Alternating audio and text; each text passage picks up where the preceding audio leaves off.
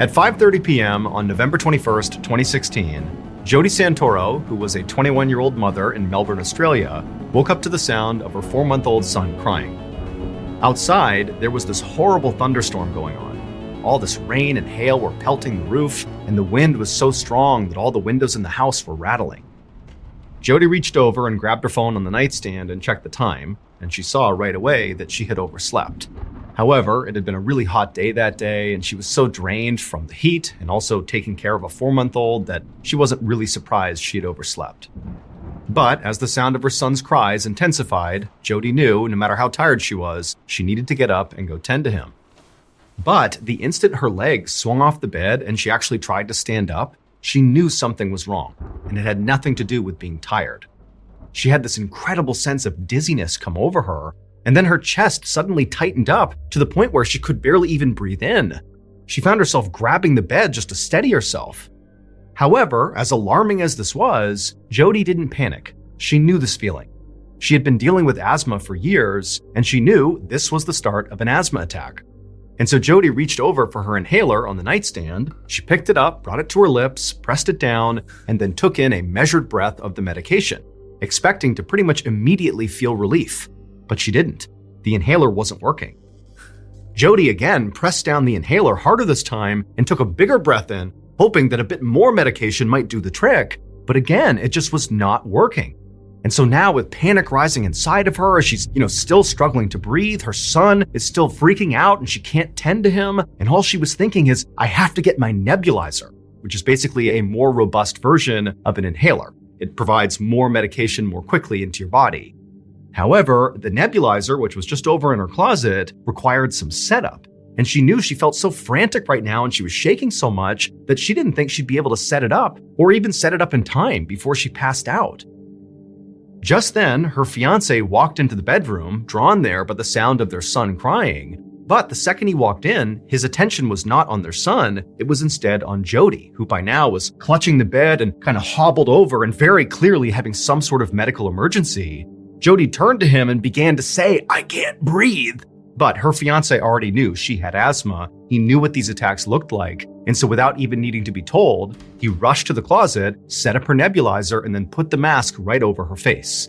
And as soon as it was, Jody took in the biggest inhale she possibly could, really believing this was going to stop the asthma attack. But just like the inhaler, the nebulizer didn't work.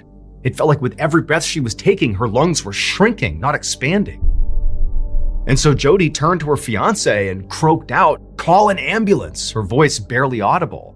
And so her fiancé, who also was now beginning to panic, grabbed the phone, and as he was talking to the dispatcher, trying to relay all the details of what was happening, outside this thunderstorm was only getting worse and worse. The hail and the rain were battering the sides of the house, and all the windows were shaking. I mean, it was absolute bedlam inside of this house.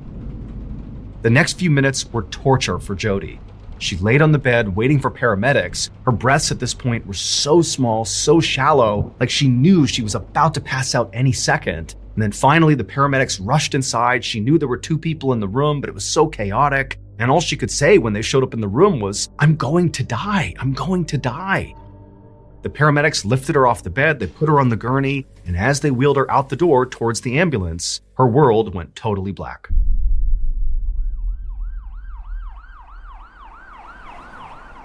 The paramedics rushed Jody to Sunshine Hospital, and on the way, they tried to stabilize her by squeezing these oxygen bags, forcing oxygen into Jody's lungs.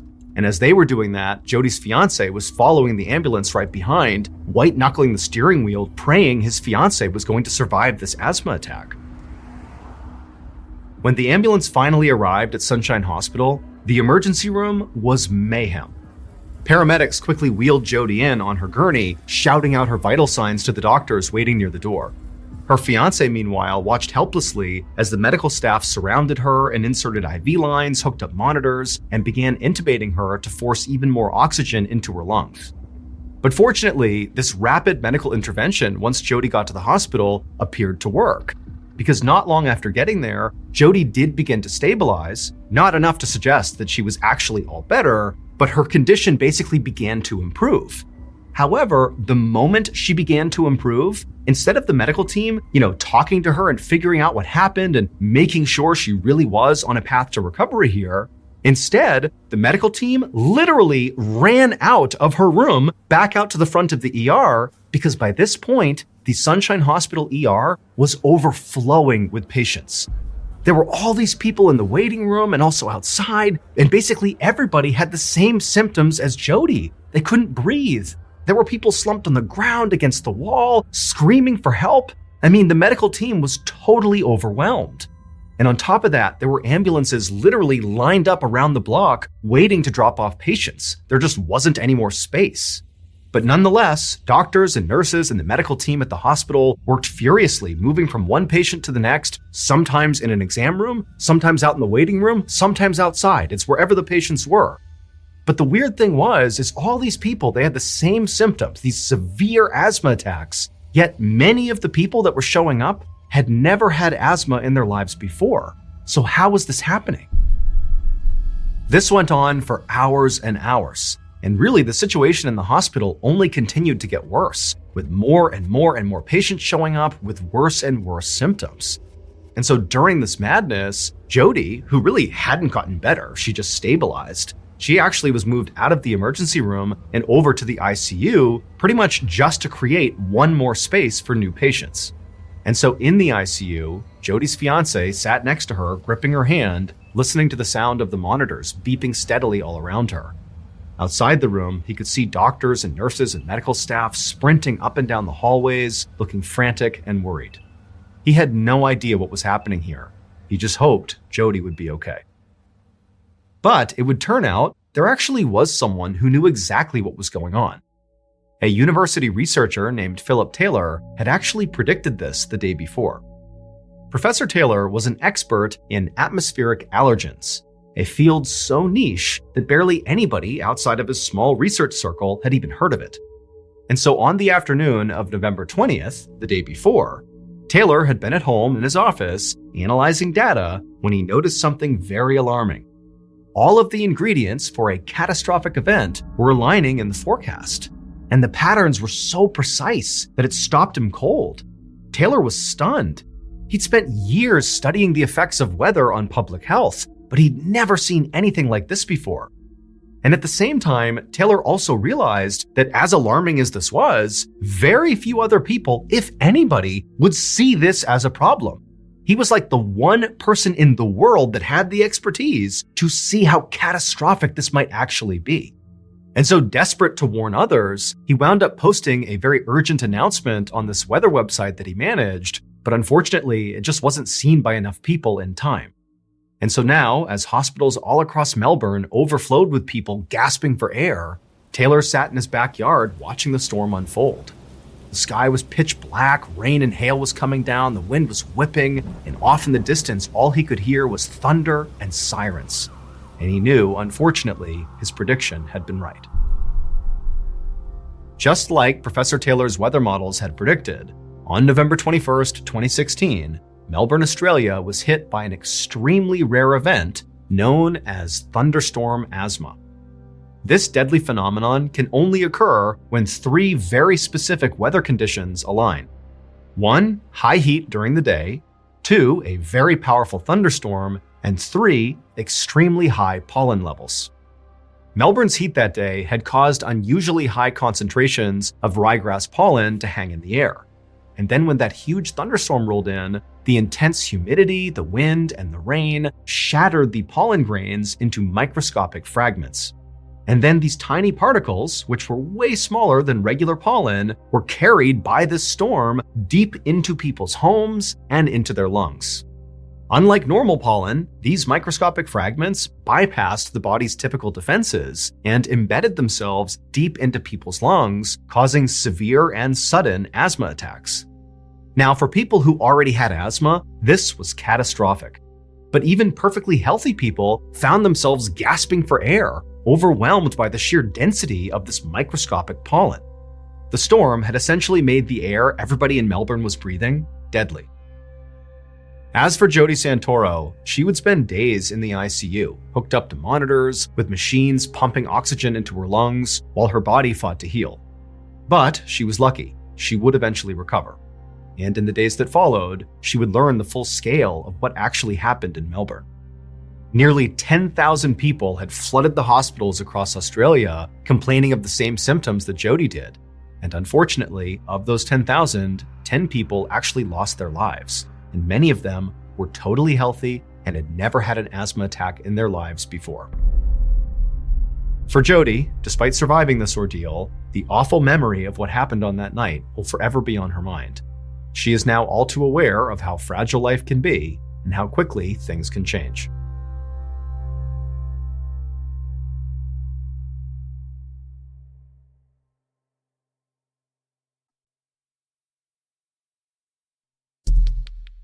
The next and final story is called All in Their Heads.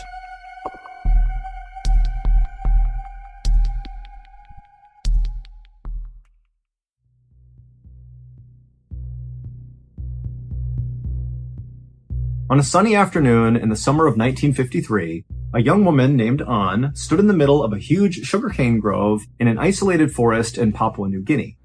And around her were all her relatives and neighbors, and they were all there to mourn the loss of An's sister, whose name was Tan. She had passed away 3 days earlier from a very mysterious illness that people in An's village called kuru. And in their language, the word kuru meant trembling. Now, keep in mind, this particular mystery illness that was called kuru only affected the people in An and Tan's village. This is like a hyper-specific illness that only happened inside of this little forest to these people. But An and the rest of the people in her village had seen this happen over and over and over again every year, and so they knew what happened when you got kuru because it was always the same. As soon as you began to tremble, that was kind of like the first sign, 1 year or so after that moment, you lose control of all the muscles in your body until you die. And so in Tan's case, so An's sister, she had watched this happen exactly as it did for everybody else that ever got this illness. She started with the tremors, and then before long she couldn't even stand up or walk around, and then finally her sister lost control of the muscles in her throat, and so she couldn't eat despite being hungry, and so ultimately she died of starvation, which is like one of the worst ways to die. It's incredibly slow and very, very painful. And so ever since Tan's death 3 days earlier, the village had been performing all these rituals and prayers in an attempt to assist Tan's spirit on its way into the afterlife. And this type of very involved funeral was absolutely customary in An's culture. An and her family and all of these villagers were members of the Foray people, who were native to Papua New Guinea, which is an island just north of Australia. And in 1953, when the story is taking place, the Foray people numbered about 11,000 people. And remember, they live in a very isolated forest. They are basically cut off from the world for the most part. But they were beginning to fear that they were going to go extinct because of kuru. Every year, the Foray people lost 200 people to kuru.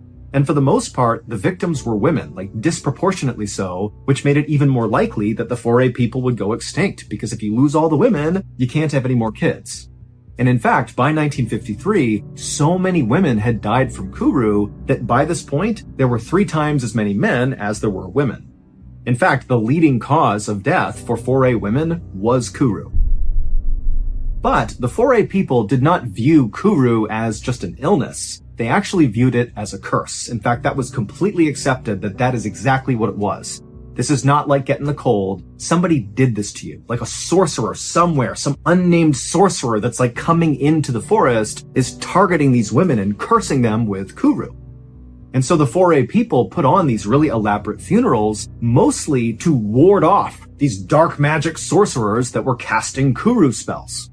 And so the Foray people believed that if they just nailed the funeral procedure for somebody who has just died from kuru, the kind of 3-day long, all these rituals and prayers they have to do, if the village is able to nail it perfectly, then the deceased who's passed away from kuru, so in this case An's sister Tan, her spirit, as a result of this perfect funeral, would be able to kind of rise up and actually seek revenge on the sorcerer who killed the person. And so these funerals were basically like kind of taking the dead, rising their spirit, and sending them off to go kill the sorcerer. And so An and the rest of her villagers, they went through this very elaborate process for An's sister, Tan, and at the end of it, they did feel like they had really nailed it. And so they felt confident that Tan's spirit was going to rise up and get her revenge.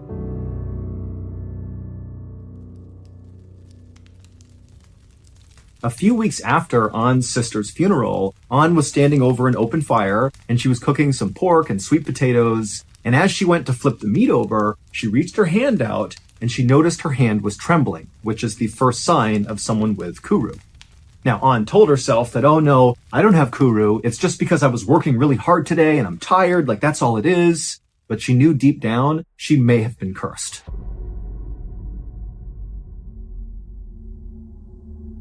An did her best to kind of hide her trembling hands. However, after about a month from that first time she noticed her hand shaking, she noticed she wasn't really able to stand up without kind of losing her balance because her legs were starting to tremble. And finally, when she basically couldn't even stand up without assistance, this is again only 1 month after that first tremble, she knew she had Kuru. And An already knew that there was absolutely nothing anybody in her village could do to stop this from killing her. Kuru was a 100% death sentence. And so if you got Kuru, it's like the whole village just began prepping for your death because they had to be ready to do this big ritualistic funeral. And so imagine that. You have this mystery illness or curse or whatever you want to think it is, and you're just counting down the days until you die. But for An, even though she had seen this happen so many times before and just kind of knew there's nothing she could do, she couldn't stand the idea of having this horrible, slow, painful death. And so she decided, you know what? I'm going to do something drastic that basically nobody else had done before who had Kuru. So for context, at this time, the Foray people had been totally isolated from other people in the world for thousands of years. They basically lived in this little part of Papua New Guinea in the forest, and nobody else contacted them. They were totally isolated. However, starting in the 1950s, some Australian colonists and researchers and police actually began kind of making their way in and around the Foray people's area. So they were making contact, albeit not necessarily direct contact, but the Foray people were seeing basically white people wandering around in and around their forest from time to time. And it was always very shocking when they would see these people because they dressed completely differently, they looked totally different. I mean, it's like two worlds totally colliding. And generally speaking, An and the rest of the people in her village, they did not like having these Australian people kind of wandering around. But An is thinking, you know, the people in my village, the Foray people, they have no solutions for me.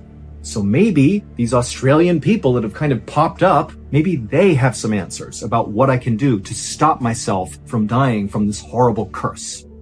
Keep in mind, by going out and seeking help from these outsiders, it was like An would be breaking a huge custom. This is so taboo for the Foray people, and very likely, even if she was able to find a solution from these outsiders, it's not clear if she would have been welcomed back into her village. And so this is a truly desperate measure she's taking, but she really felt like she had no choice. So, even as her body trembled from Kuru, An managed to stand up using a stick, and she began kind of hobbling her way quietly and discreetly out of her village, something that she really never did. And eventually, after hobbling her way out of sight of the Foray people, she began making her way through the woods, and she eventually came to a clearing where there was this house. And it was obvious this is not a house that the Foray people have built. This is somebody from the outside who's built something kind of near where they were living. And so An wandered up to this house, not really sure what to do, but she went up and knocked on the door. And a second later, it opened up. And it's this Australian anthropologist named Ronald Burnt, who actually An had seen before. He had been coming through her village a couple of times, attempting to interview people to learn more about the Foray people. She knew that nobody wanted to talk to him, but, she had seen him before.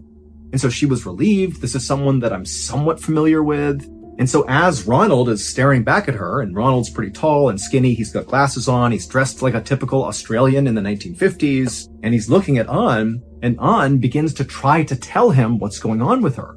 And as she began to talk, the words she was saying were coming out all garbled, and she realized that the Kuru curse was now affecting her throat, the muscles in her neck, and she was not able to speak.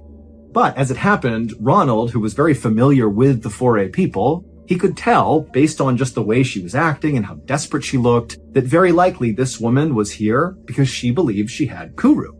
And Ronald, who had learned about Kuru after studying the Foray people, he had done some research on it, and he believed it was entirely psychosomatic, that this was not an actual illness. Basically, he believed Kuru was acute hysteria, that these 4A people were just going crazy and convincing themselves that they had this illness, and I guess that kind of manifested their death a year later. And so Ronald interrupted An, who again is struggling to talk, and he was able to communicate to her in her language that you do not have Kuru, you are hysterical, this is in your head, and you should go now. And then he shut the door on her. And An had no idea what to do. She was embarrassed. She was terrified that maybe somebody from her village had seen her come out here. And so just trembling and feeling so alone and so scared, she turned around and just went back to her village.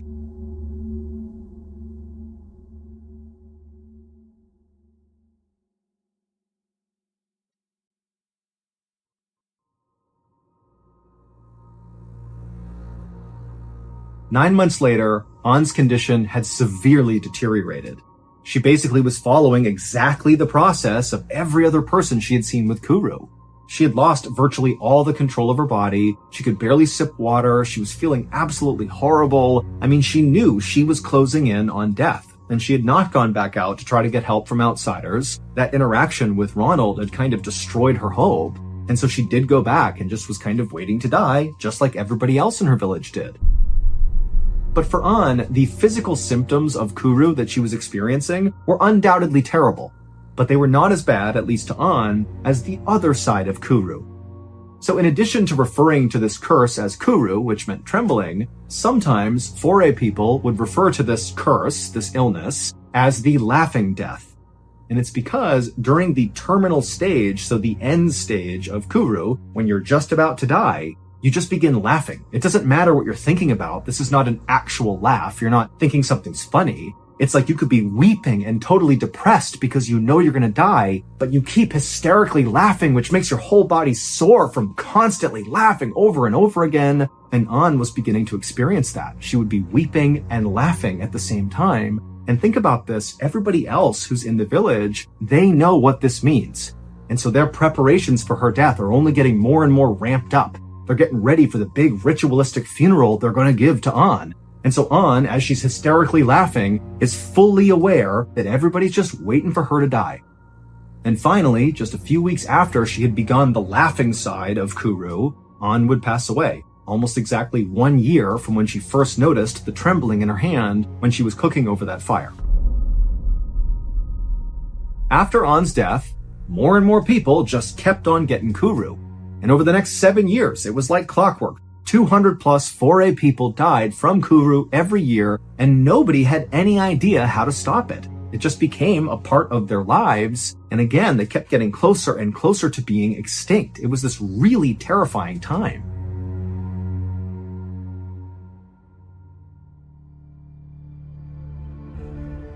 Seven years after An's death, so in 1961, a medical anthropologist named Shirley Lindenbaum was sitting in her office at City University in New York reading over old scientific articles. And as she was just kind of flipping through them, she noticed there was an article from an Australian anthropologist named Ronald Burnt, the same guy who had turned An away and told her, no, you don't have Kuru, that's not real, it's psychosomatic. And in this article, Ronald outlined these symptoms that the 4A people were exhibiting that obviously were not real. They had tremors, loss of muscle control, and huge mood swings. But Ronald was like, it's all in their head. It's not a real disease. But to Shirley, as she's reading this, she's thinking, why has Ronald decided this has to be psychosomatic? These symptoms seem like a real disease, like a neurological condition. Something must be attacking their brains, causing them to have these symptoms and then die. But when Shirley, just out of curiosity, began to do some additional research on the Kuru disease, or whatever you want to call it, she discovered that there was basically no real research other than Ronald's about this weird illness. And so she decided, you know what, there's a gap in the research, and I'm going to fill it. I'm going to figure out what's going on with the 4A people and this weird thing called Kuru. So the following summer, when Shirley finally had some time, she left New York and flew to Papua New Guinea, and she made her way into the forest to contact the 4A people. And eventually she reached some of these small villages that contained 4A people, and the 4A people, even if they didn't necessarily embrace Shirley, many of them were open to at least speaking to her and talking about their culture, their customs, their history, and of course, talking about Kuru, this curse. And eventually, Shirley made her way into this one particular 4A village where she actually saw a white man just walking around in this village. So he really stood out. And so immediately, Shirley walked up to this guy, and he introduced himself as Dr. Michael Alpers, and he told Shirley he had been living in these villages with the 4A people for several months because he was studying Kuru. He wanted to figure out, what's actually causing it, because he also felt very skeptical at the idea that this is just psychosomatic. That did not seem very plausible. And so Shirley and Dr. Alpers were totally aligned, and they're like, hey, let's swap notes and do this together. And so Shirley began telling Dr. Alpers about what she had learned so far, and she said that when she showed up in Papua New Guinea, she believed what Kuru was a genetic brain disease, meaning it would be passed down from, parent to child and so on and so forth. But she quickly discovered that after conducting research and talking to the 4A people in these villages, that was not the case. This was not something that went from parent to child.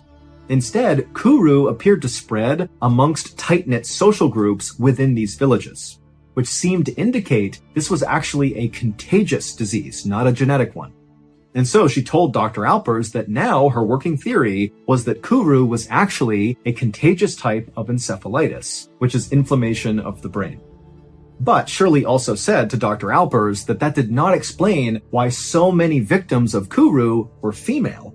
And Shirley also said to Dr. Alpers that, I've been around loads of people with Kuru, and I don't have it, so how can it be contagious? Dr. Alpers agreed with everything Shirley was saying, and in fact had come to a similar conclusion himself, which meant he also had the same questions. Why only women, and why wasn't he getting it?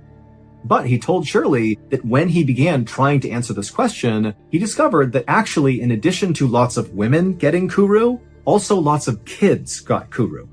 Not necessarily parent to child, but also children in these villages seem to be slightly more susceptible to getting Kuru than men. And in fact, Dr. Alpers told Shirley that right now there was a 12-year-old boy who was in the final stage of Kuru, so the laughing stage, the terminal stage, and because this boy's parents knew their son was going to die, they were so desperate and grief-stricken that when Dr. Alpers came by and offered to do an autopsy on their son when he passed to try to learn more, the parents agreed, even though that meant totally breaking 4A custom. So this was like major taboo decision. But again, the 4A people are getting more and more desperate as they go closer and closer to the brink of extinction from Kuru. A few days later, Dr. Alpers found Shirley, and he told her that the 12-year-old boy had passed away, and so now it was time to conduct the autopsy. And so he led Shirley to a clearing in the woods that was kind of far away from the eyes of the villagers, and there was a makeshift autopsy table with this boy's body on it. And while Shirley really could not stand to watch this actually happen, she did go over after Dr. Alpers had opened up the boy's skull, revealing his brain. And he yelled to her, hey, you have to come over here and look at this. And so Shirley walked over and she looked down, and even though she had not seen a human brain before right in front of her, she knew right away there's something terribly wrong with that brain. His brain was completely shriveled up and covered in holes, as if like a worm had drilled through his brain. And so Shirley and Dr. Alpers immediately knew this brain has to be sent off for further testing because something's happening here that's not psychosomatic. This is a real disease that is killing these people.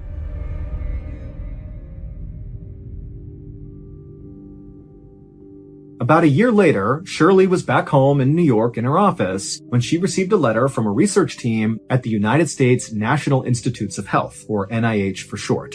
And the NIH is one of the largest medical research facilities in the world. And it was where Shirley and Dr. Alpers had sent off that boy's brain for further study. And so by getting this letter, Shirley knew she was going to get information about whatever they discovered in this boy's brain. And so she ripped it open and pulled out the report and began reading. And the researchers said they had spent the last year, studying this brain tissue. And while they still didn't really understand how Kuru even happened and what caused it, was it a virus or an infection? They didn't know, but they had discovered something about how Kuru spread. During one of their experiments, the NIH researchers had injected some tissue from this boy's brain into a chimpanzee, and very quickly, that chimpanzee developed Kuru. And so this told the researchers that yes, Kuru was contagious and it spread through infected brain tissue. But how one person's infected brain got into another person's brain was the big mystery. But at least they had found something. But as Shirley read this, because she had done all that research when she went into the forests of Papua New Guinea and spoke to all these 4A people, she had learned a lot about what they did on a day-to-day basis and, what their various customs and rituals were. And she actually knew exactly how something like this could happen, something that only the 4A people were doing. During her research in Papua New Guinea, Shirley had learned that 4A people believe all humans have 5 distinct souls. There was that one soul that 4A people believed they could basically summon up out of a deceased person that would then go avenge that person's death. So think about how all those people who died from Kuru, they believed that was a curse from some sorcerer. And so a big part of that funeral process was to call out that soul to go avenge their death, go find the sorcerer and kill them. But that was just one soul. There were 4 others. And of these 4 others, there was one called the Quila, which was the most dangerous. Quila meant flesh in the 4A people's language, and this soul was like a manifestation of death and decay, because that's what our flesh does. It just kind of gradually dies all the time. And so they looked at the flesh as being a really bad thing. And so they believed after someone died, their flesh needed to be stored properly. Otherwise, it would pollute the air and cause more death and decay for other people that were still alive. And the safest place, according to the 4A people, for the Quila to be stored, so human flesh, was inside of a woman's body. And the reason for this is 4A people believe women's bodies are much more resilient than men's, and so if anybody could withstand holding Quila inside of them, it would be the women. But there was a very specific process that the 4A women had to follow in order to kind of put this Quila inside of themselves. And multiple 4A women had explained this totally bizarre process to Shirley when she was out there talking to the people in the village. The way it worked is a few days after a 4A member has passed away, this huge feast is prepared. Except the feast only consists of the Quila. Basically, the person who is dead is chopped up and prepared by the women, like their entire body gets consumed. Now, keep in mind, anybody hearing about this who's not a member of the 4A people would be like, oh my god, that's horrible. But to 4A people, this ritualistic cannibalism was actually an act of love. The idea was, by having these women consume the Quila, consuming the dead person, you're protecting the living because you don't want the Quila out and about polluting the air, and you are respecting the dead. But remember, Kuru got spread through infected brain tissue.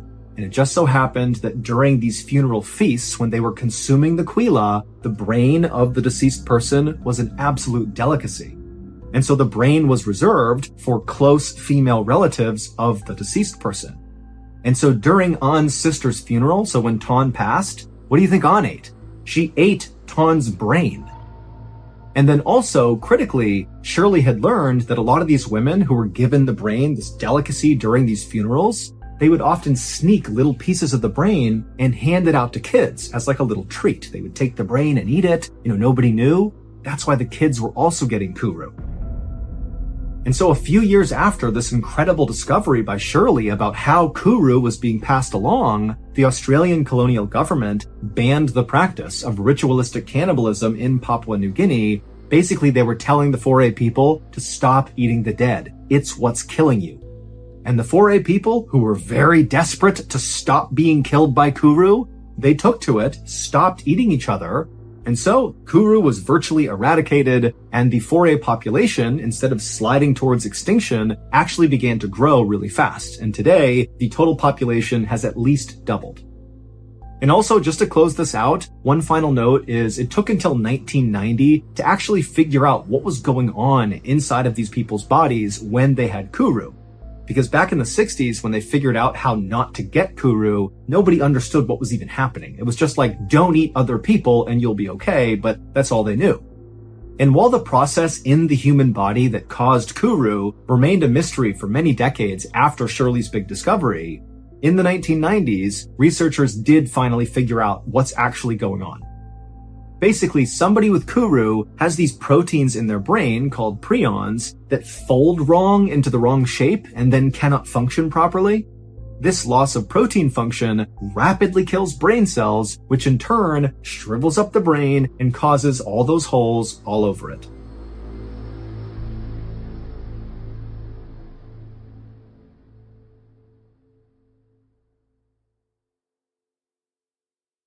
The MrBallen podcast, Strange, Dark, and Mysterious Stories, is hosted and executive produced by me, MrBallen. Our head of writing is Evan Allen. Our head of production is Zach Levitt. Produced by Jeremy Bone. Research and fact-checking by Shelley Shue, Samantha Van Hoos, Evan Beamer, Abigail Shumway, and Camille Callahan. Research and fact-checking supervision by Stephen Ear. Audio editing and post-produced by Whit Lacasio and Cole Lacasio. Additional audio editing by Jordan Stidham. Mixed and mastered by Brendan Kane. Production coordination by Samantha Collins. Production support by Antonio Manata and Delana Corley. Artwork by Jessica Clogston-Kiner. Theme song called Something Wicked by Ross Bugden. Thank you for listening to the MrBallen podcast. If you enjoyed today's story and you're looking for more bone-chilling content, be sure to check out all of our studio's podcasts. There's this one, the MrBallen podcast, as well as MrBallen's Medical Mysteries, Bedtime Stories, Wartime Stories, Run Fool, Redacted, Late Nights with Nexpo, and A Twist of History. All you have to do is search for Ballen Studios wherever you get your podcasts. To watch hundreds more stories just like this, today's podcast features 3 unique stories about medical mishaps. The audio from all 3 of these stories has been pulled from our main YouTube channel and has been remastered for today's episode. The links to the original YouTube videos are in the description. The first story you'll hear is called Side Effects, and it's about a healthy young man whose life was turned upside down after a minor pain in his leg revealed a big problem. The second story you'll hear is called Traffic, and it's about a seemingly harmless mistake that caused problems 40 years later. And the third and final story you'll hear is called 16 Minutes, and it's about a man who experienced something truly horrific for 16 minutes. And in fact, it actually drove him insane. 8 balls that can tell the future, but change all the potential. On the night of October 25th, 2009, a fit, healthy 30-year-old man named Alex was at home in San Diego watching TV in bed. At some point, he noticed there was a slight pain in his left Achilles tendon. A tendon is the fibrous connective tissue that connects muscle to bone, and the Achilles tendon is the biggest tendon in your whole body, and it's the one you can feel on the back of your ankle. It connects your calf muscle to your heel. Alex had never had tendon pain before, and so he assumed it must just be tightness from the long walk he had taken that night around his neighborhood. And so after massaging it for a little while, eventually he kind of forgot about it and just kept watching TV until he fell asleep for the night.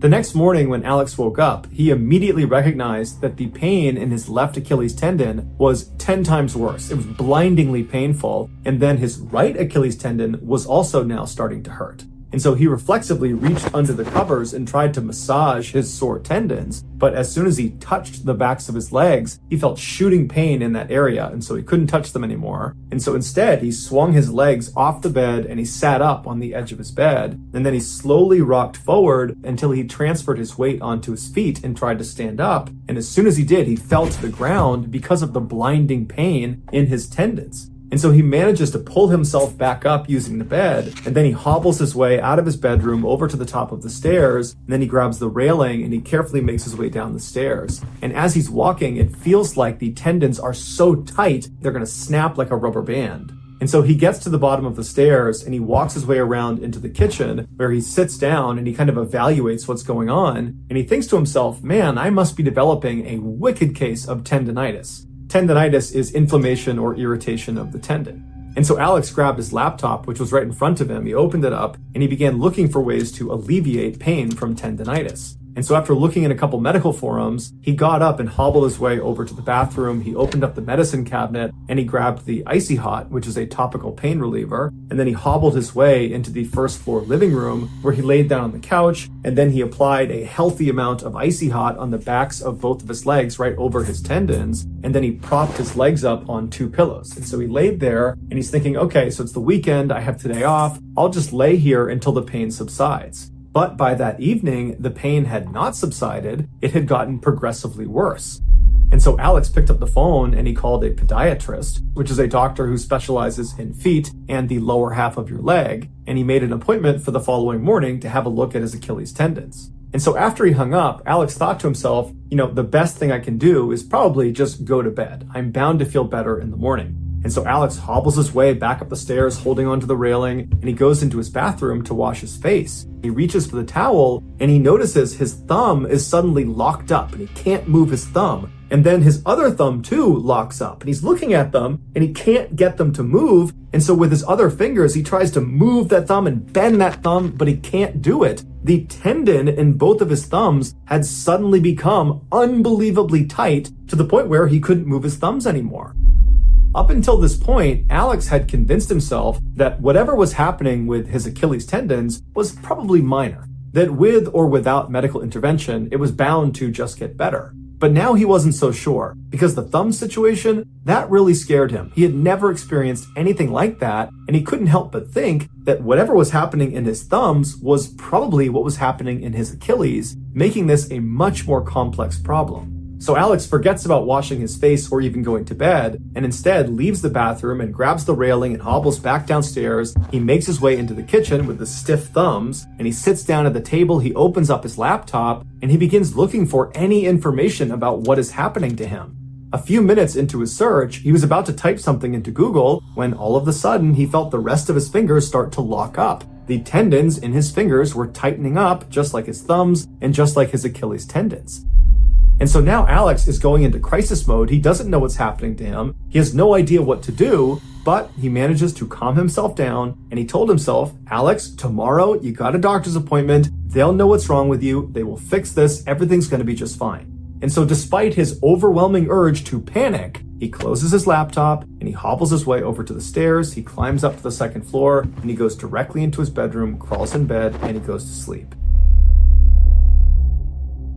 The next morning when he woke up, the tightness and pain in his Achilles tendons and in his hands had not gotten any worse. And that kind of comforted Alex. He's thinking, okay, we're past the worst of this. I just need to figure out what this is and then fix it. And so he crawled out of bed, he hobbled his way over to the stairs, he went down, he grabbed a quick bite to eat, and then he went outside to his car to head out to his doctor's appointment. When he got to his car, he reached for the door handle, and when he pulled on it, he felt an unbelievable surge of pain in the hand that was on the car. And when he looked down, all of the joints in that hand that had been pulling on the car, they had all separated, like the connective tissue that kept his finger whole was no longer strong enough.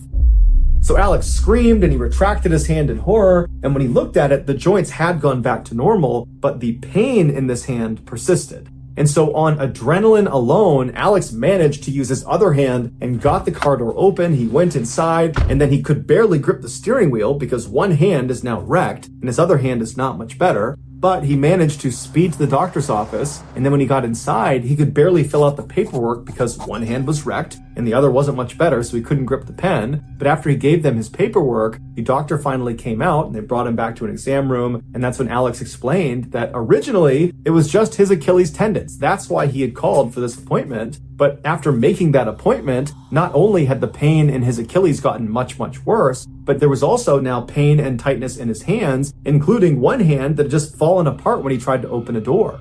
Alex told the doctor that he had never experienced anything even remotely resembling this in his entire life. He led a very healthy lifestyle and really had no idea what could be causing this. Although he did say 10 days prior, he had finished a round of antibiotics. The drug was called Cipro, but previously he had used this drug with no issues. But as a precaution, he told the doctor because he knew one of the side effects of this drug was tendon problems. And so as a precaution, Alex had actually brought the paperwork for that drug, Cipro, and he gave it to the doctor. And so the doctor, after hearing the story, he reads through the fact sheet of this drug, and he tells Alex that he doesn't think it's a side effect of the drug. He thinks Alex is showing all the signs of having an autoimmune disease, like lupus or multiple sclerosis, and that he needs to go to a rheumatologist and get tested for that. And so Alex is horrified by this. He can't believe that only a couple of days ago, he was totally normal, and now it felt like his whole life was falling apart. And so he left that appointment, he went out to his car, and he called a rheumatologist, and he set up an appointment for a couple of days later to get tested, and then he went home. And over the next couple of days, as he waited for that next appointment, his condition only got worse. Every muscle, joint, and connective tissue in his body was either extremely tight or hurt or both. By the time he made it to the rheumatologist's office, he could barely move on his own. After the doctor had run several tests on Alex began mentally preparing himself to be told that he had an autoimmune disease. He believed at this point that that was the most logical explanation for what was happening to him. But when the test results came back in, to Alex's shock, he was negative across the board. He did not have an autoimmune disease. And so Alex hobbled out of the office, he got out to his car, he sat down, and he was in pain and at a loss. He had no idea what was happening to his body, and it seemed like none of the experts knew either. And so when Alex got back to his house, he made his way into the kitchen and he sat down to do some more research, but he felt like he was at a loss there too. He didn't even know what to research. He had searched for every possible combination of pain, tightness in your Achilles, pain, tightness in your hands and your fingers, and nothing was lining up with his experience. And so he thought to himself, even though that podiatrist ruled out the antibiotic he had taken a cycle of before he started feeling the way he was feeling, even though he ruled that out, I might as well do some more research on it because it's the one thing I can point to that was newly introduced to my life before I had all these things happen to me. And so he opened up his laptop and he typed in Cipro side effects, and what he discovered horrified him. Cipro is part of a class of antibiotics called fluoroquinolones, and while it is a very effective antibiotic, it comes with extremely severe side effects. And enough people who have taken a fluoroquinolone have suffered from these side effects that there's actually a term given to them. They are said to have been floxed. And as Alex discovered in his research, there are many online communities for these floxed individuals, many of which used to be healthy and fit, but after taking these drugs, they became bedridden or had to transition to a wheelchair. This is due to one of the nastiest side effects of this class of drug, ruptured tendons. As a reminder, a tendon connects muscle to bone. And so if you were to say a tendon has ruptured, what you're actually saying is the muscle has torn off of the bone.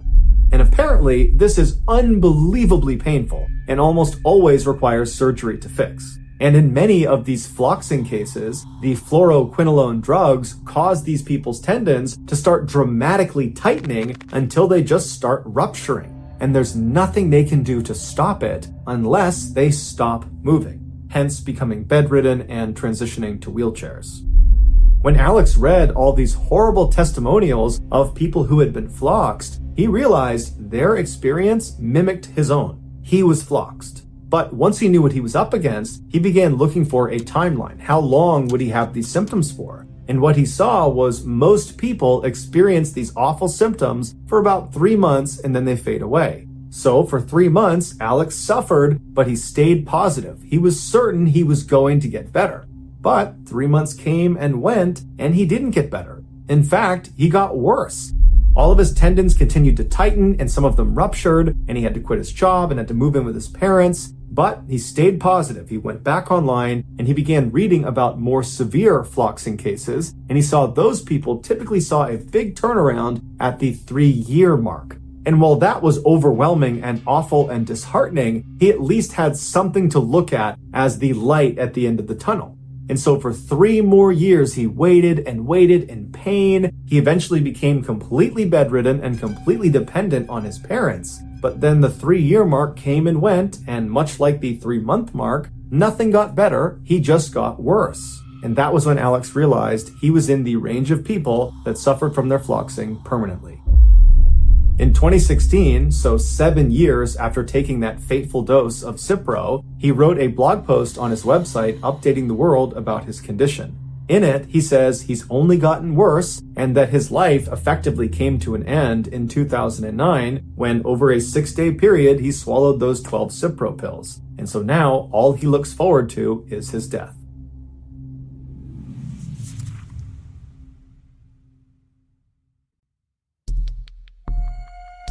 Our next story is called Traffic.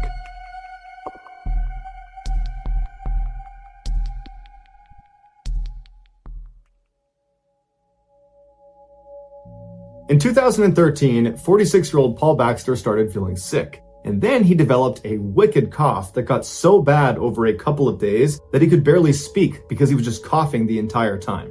And so he went to his doctor, who quickly diagnosed him with pneumonia and put him on a treatment plan. But after several months of being on this plan and not having his condition improve at all, his doctor referred him to a respiratory clinic. There, they did an x-ray of his chest and they discovered a suspicious shadow in the lower right section of his lung. Doctors were concerned, especially given the fact that Paul was a long-term smoker, but before they just put him under the knife and started cutting this out of his lung, they decided they would take a probe with a camera on the end of it and run it down into his lungs and actually have a look around inside.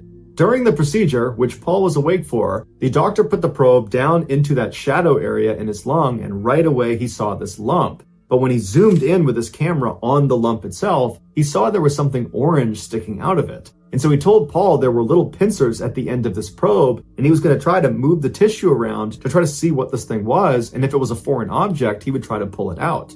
But when he tried to move around the tissue to get a better look, he couldn't get it dislodged, and so he pulled the probe out, and he told Paul he would need to come back in a couple of days when he could use a longer and more powerful probe. And so Paul looks at the doctor and he's like, well, what is it? What is this orange thing inside of my lungs? And the doctor said, honestly, I have no idea, but it's not supposed to be in there.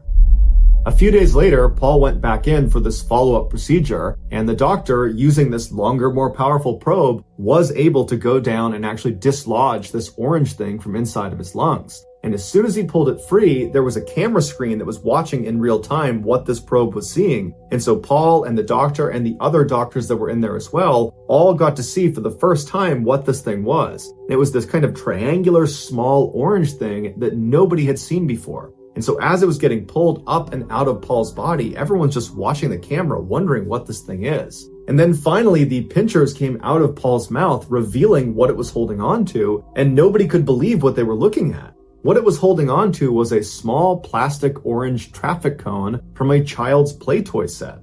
And as soon as Paul saw it, a memory came rushing back to him, and he told the doctors when he was 7 years old, he swallowed, or so he thought, a cone that looked an awful lot like this one, except he hadn't swallowed it, he had inhaled it. And then somehow, for 40 plus years, he'd had no symptoms related to it until now when he developed that cough.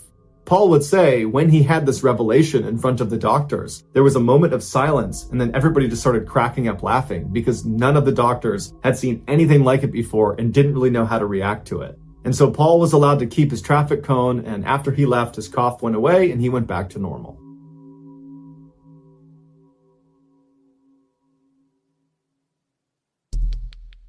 The next and final story of today's episode is called 16 Minutes.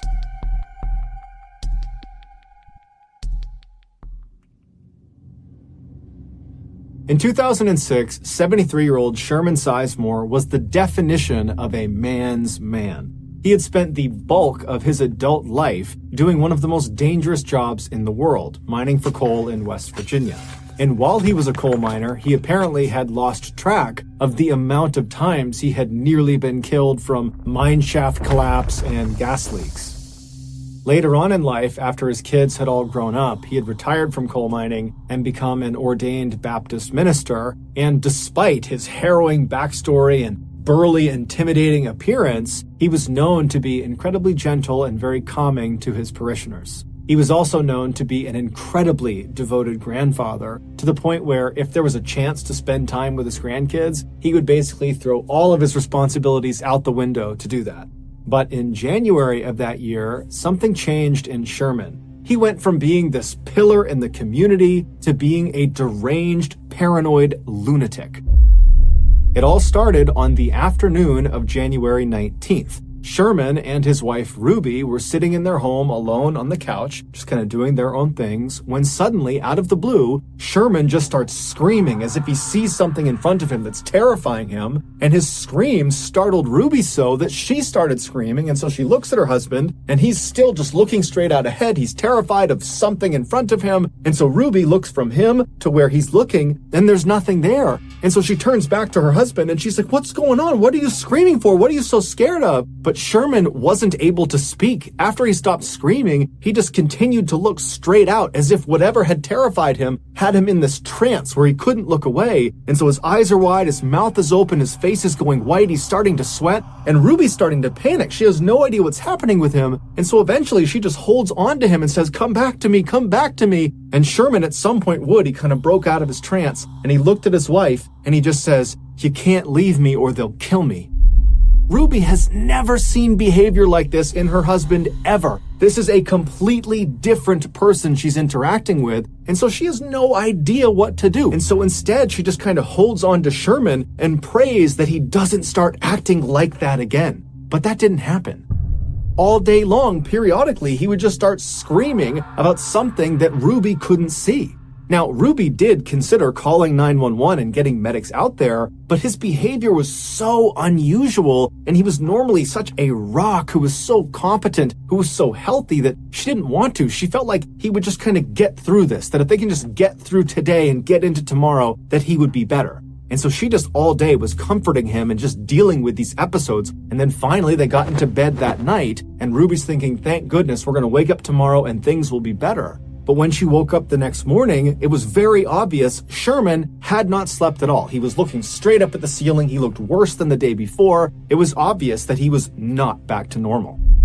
And so Ruby called the rest of the family and had them come over to figure out what they were going to do. But when Sherman found out his family was coming to his house, he told Ruby they can't come inside. He was afraid they and others were conspiring to bury him alive. The only person he could be around was Ruby, and his whole family had no idea what to do. Little did they know there was actually a very specific reason he was acting the way he was. A few months before January 19th, which was the day Sherman turned into this different person, a few months earlier, he began complaining of severe abdominal pains. And so he and his wife Ruby and his daughter, they went to the hospital, and the doctor, after examining him and running some tests, determined that most likely his pain was coming from his gallbladder. But the only way to be sure would be to do some exploratory surgery and literally look inside of Sherman's gut and look at his gallbladder and see if that was the problem. And so the doctor asked Sherman, are you prepared to do an exploratory surgery, or would you like to just kind of wait it out and see what happens with this pain? And so Sherman talked it over with his wife and his family, and they made the decision that the pain was just too much, and so they would go forward with the surgery. And so on the morning of January 19th, so again, this is the day that Sherman basically loses his mind, he goes into the hospital completely normal. He goes in with his wife, he goes in with his daughter, and he makes his way over to the surgery wing of the hospital. He says bye to his family, and he's put on a stretcher bed, and he's wheeled in and prepped for surgery, and then brought into the operating room. And while he was in the operating room, laying on his stretcher bed, flat on his back, looking straight up at all these bright lights above him, he just struck up some chit-chat with the nurses and doctors who were in the room, prepping the room for surgery, and they were also putting the IV into his arm. Then at some point, one of the nurses lowered the oxygen mask onto Sherman's face so the anesthesiologist could administer the 2-drug cocktail that would knock him out for the surgery. Sherman was scheduled to get something known as general anesthesia for this operation, where basically he would be completely out, he wouldn't feel anything, they'd do the surgery, and then he would wake up in recovery. And so once this mask was on Sherman's face, the anesthesiologist began pumping him full of the drugs that would make him be knocked out for the surgery. However, the anesthesiologist only administered one of the 2 drugs necessary for general anesthesia. He administered the paralyzing drug, but he did not administer the actual anesthetic that would knock him out, and most importantly, would get rid of all of his pain. And so as this mask is on his face and Sherman believes he's being given the proper dosage of drugs, the nurse who was nearby told Sherman to go ahead and start counting backwards in his head from 10, knowing full well that Sherman would pass out before he reached 0. And Sherman knew this too. He had been in surgery before, and so he happily began counting in his head. 10, 9, 8, he started to feel something. 7, 6, 5, 4, 3, 2, 1. Boom, he was out. Except he wasn't. When he reached 0 in his head, counting down, he realized he had not passed out. He began taking mental stock of what was going on, and he realized he could completely feel his body, but when he tried to move his body, he couldn't. He was completely paralyzed. When he tried to make a sound, he couldn't because his vocal cords were also paralyzed. The only thing he could move were his eyes. He could move them left and right. However, they had taped his eyes shut, so he can't see anything. And so Sherman is thinking to himself, okay, I've been given the drugs, maybe they're slow acting, any minute now I'm going to drift off to sleep and this will just be a distant memory. But after a few seconds, he's hearing the doctors and nurses in the room. He can't see them, but he hears them. They seem to be moving towards doing this operation, and he's still awake. And so Sherman becomes frantic and starts flicking his eyes left and right as fast as he possibly can. And the rapid eye movement actually loosened the tape on both of his eyelids, and it created a tiny slit that he could actually look through. And what he saw terrified him. The surgeon was walking over next to him. He was getting his gloves on. And then the surgeon says, "Scalpel." And the nurse hands him this chrome metallic blade. And the surgeon takes the blade and begins cutting into Sherman's midsection. Sherman felt everything, but Sherman couldn't do anything about it. All he could do was rapidly flick his eyes left and right in hopes one of them would see that he was awake, that he was feeling this. But no one was paying attention to his face, so they didn't see his eyes moving around. And so the surgeon continued to cut into his midsection until he had cut out a fairly significantly sized hole, at which point the surgeon hands the scalpel to the nurse and says, "Clamps." At which point the nurse hands him what looks like a torture device, and the surgeon proceeds to use these clamps to pin segments of Sherman's skin that has just been cut open to his body to basically keep the hole open. And then the surgeon began tugging on the outsides of this hole in Sherman's midsection, making sure it was big enough that he could actually get a good look into his body. And every little tug is sending lightning bolts of pain into Sherman's body. But again, all he can do is flick his eyes left and right, and no one's paying attention. Scope, the surgeon called out for, and the nurse handed him a camera that he jammed into Sherman's gut. And then the surgeon said, "Suction," and the nurse got what looked like a vacuum and pressed it inside of this open wound and began sucking out fluids from his body. The pain Sherman was experiencing is unimaginable. Every second felt like an eternity. Forceps, the surgeon called, and the nurse handed him these metal prongs that he put inside of this hole in Sherman's body, and he used them to dislodge his gallbladder so he could get a better look at it. By this point, Sherman wanted to die. He was no longer flicking his eyes left and right. He was just looking straight out, hoping someone would finally see him. And someone did. One of the nurses standing next to the surgeon looked up at Sherman's face and saw Sherman looking back, terrified at the nurse, at which point the nurse yelled out, "Stop, he's awake, he's awake!" And the surgeon practically faints, and he looks over at the anesthesiologist and he calls him, "Get over here and fix this." And so the anesthesiologist comes running over from the side of the room. He gets up next to Sherman and begins pumping him full of painkillers. And as he's doing this, he has this moment of clarity. He remembers he didn't give him the anesthetic.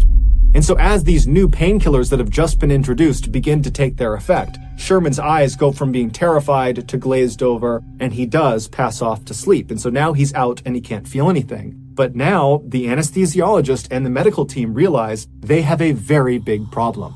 This patient just experienced 16 minutes of surgery and felt all of it. And at the end of it, when he wakes up, he's going to remember it, and he's probably going to file a lawsuit against the hospital.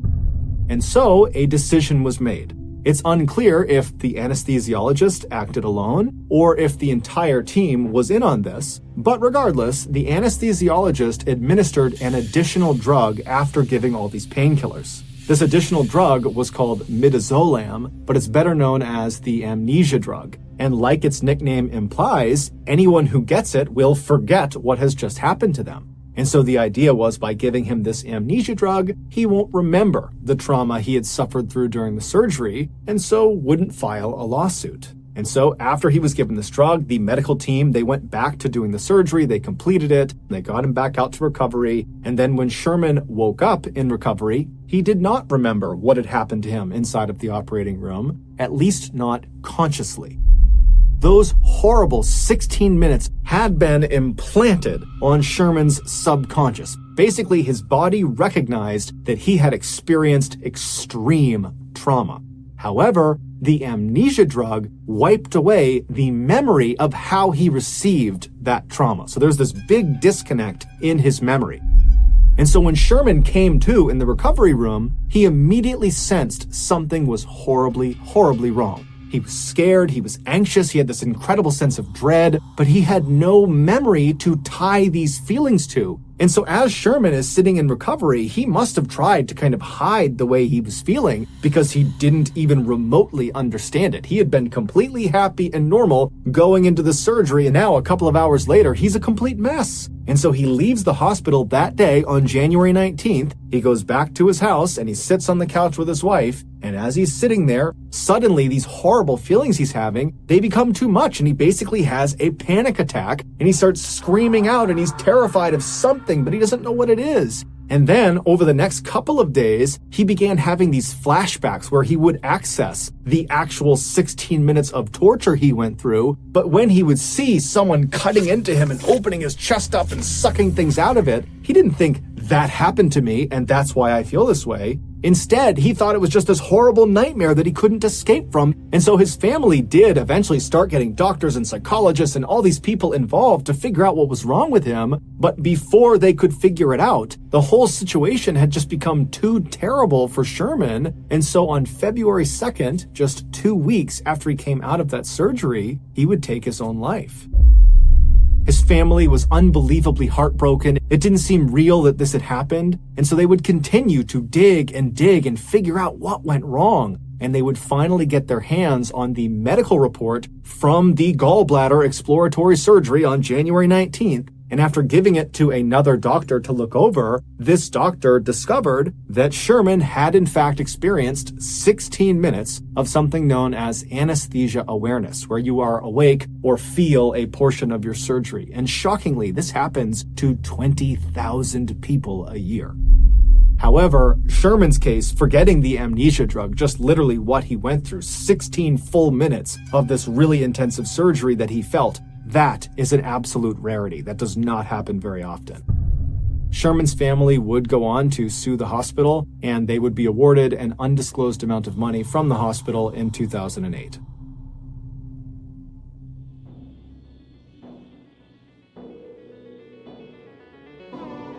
Thank you for listening to the MrBallen podcast. If you got something, Today's podcast will feature 3 medical horror stories. The audio from all 3 of these stories has been pulled from our main YouTube channel and has been remastered for today's episode. The links to the original YouTube videos are in the description. The first story you'll hear is called Honking Boy. When a doctor rushes to help a boy who's having trouble breathing, what he ends up discovering about this boy is truly absurd. The second story you'll hear is called Magic Elixir, and it's about a 1900s drink that had very serious consequences.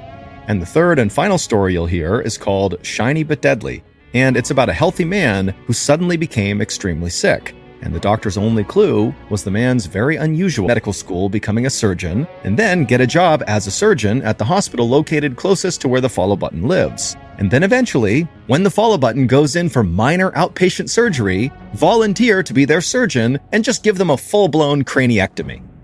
Okay, let's get into our first. In 1848, a German doctor named Karl Heinrich August von Bureau was just opening up his private medical practice in East Prussia when a teenage boy burst in through the doors looking totally frantic. Before the doctor could ask any questions, the teenager blurted out that another boy in town needed his help right now. When the doctor asked, what does the boy need? The teenager would say, well, the boy is honking like a goose. For a second, Dr. von Bureau thought this might be a joke, but then he saw the look on the teenager's face, and he could tell he was very upset and very serious. So the doctor grabbed his bag, and he ran outside with the teenager, and they hailed a horse and carriage, and they told the driver to hurry up. When Dr. von Bureau and this teenager arrived at the honking boy's house, the honking boy's mother came running outside looking totally flustered, and she flagged down the doctor and then brought him inside her house. And as she led the doctor through the home towards her son's bedroom, she explained what was going on. She said her 12-year-old son had been outside playing with his friends when suddenly he had developed this really intense coughing fit, kind of out of nowhere. And then finally, when the coughing stopped and the boy tried to breathe in, his throat made this horrible honking sound. And so her boy had come in the house honking with every breath. And so kind of in a panic, the mother had opened up her son's mouth and looked inside, but she hadn't seen anything. And she knew her son was not sick. There were no other symptoms really at all that were concerning about her son. It was just that he was honking.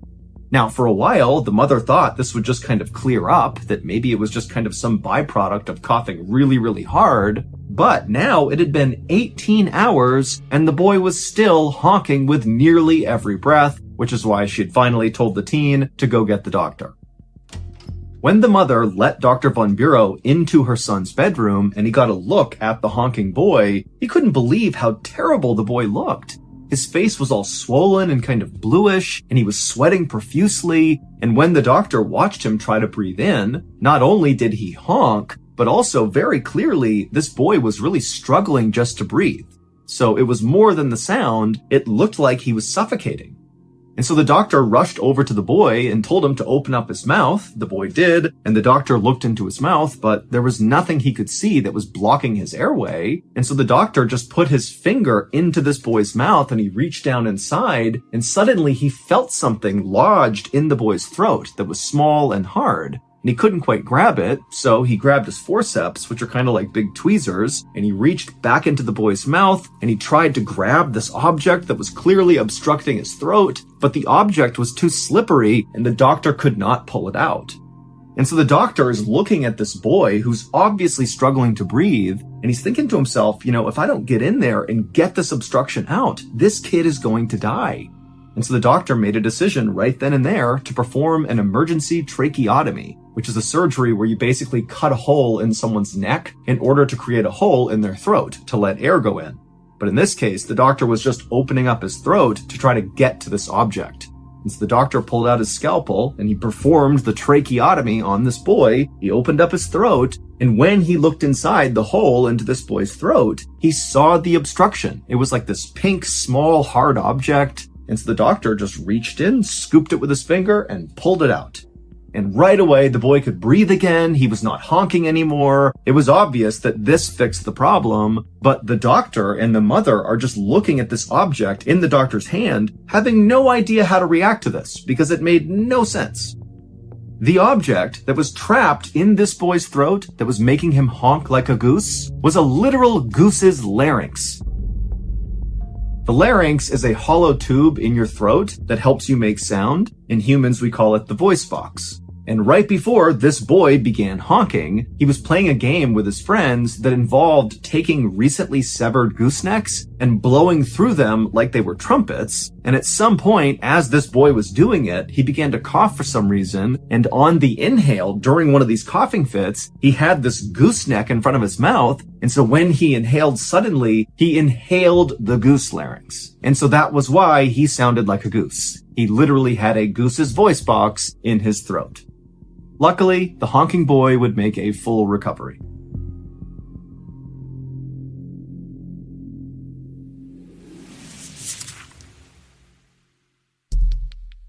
Our next story is called Magic Elixir.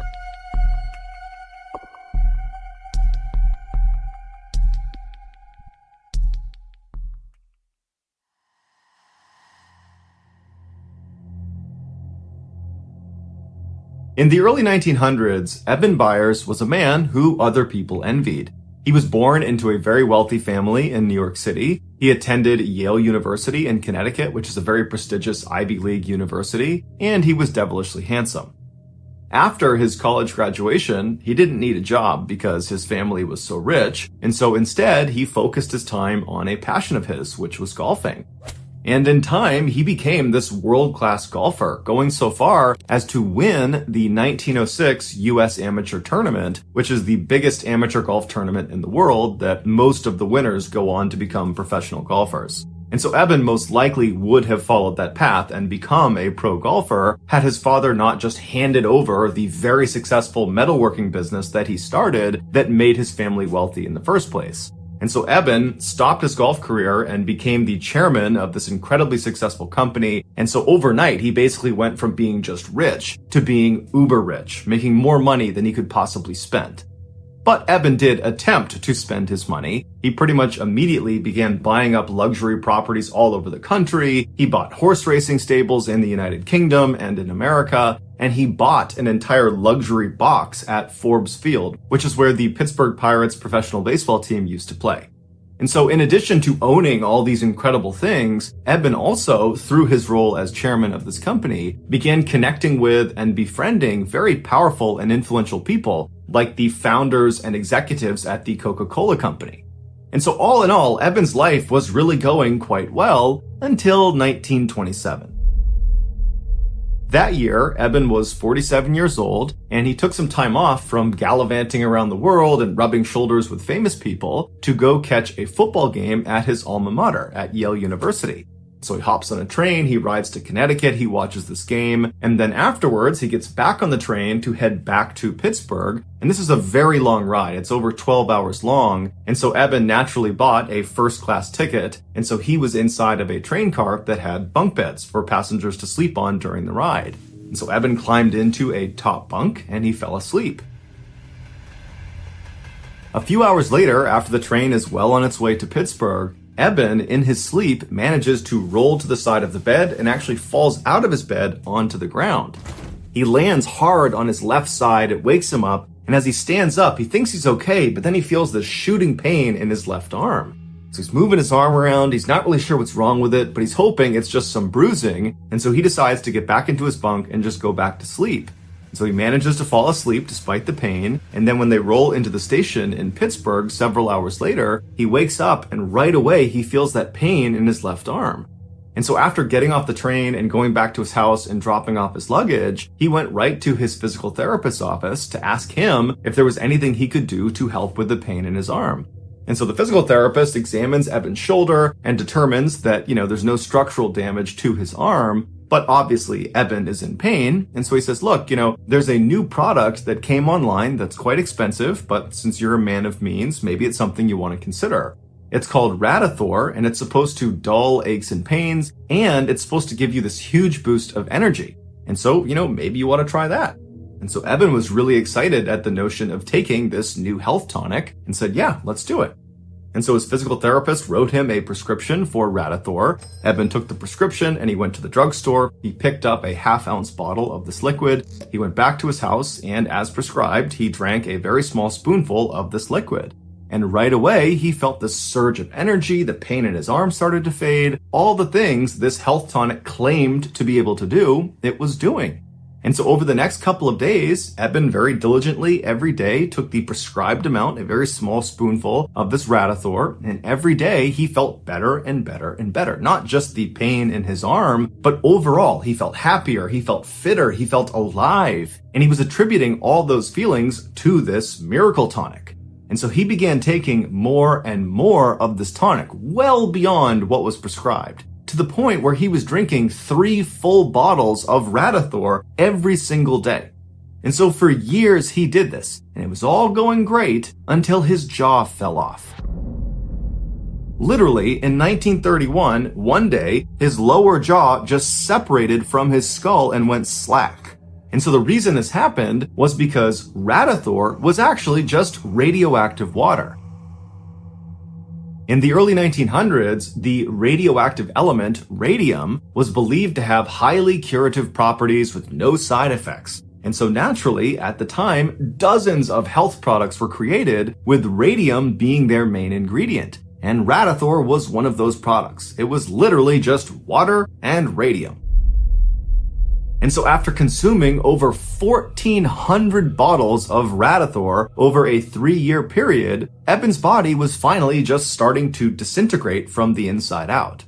After he had his jaw surgically removed, along with large portions of his upper jaw, the rest of his body also just began to crumble.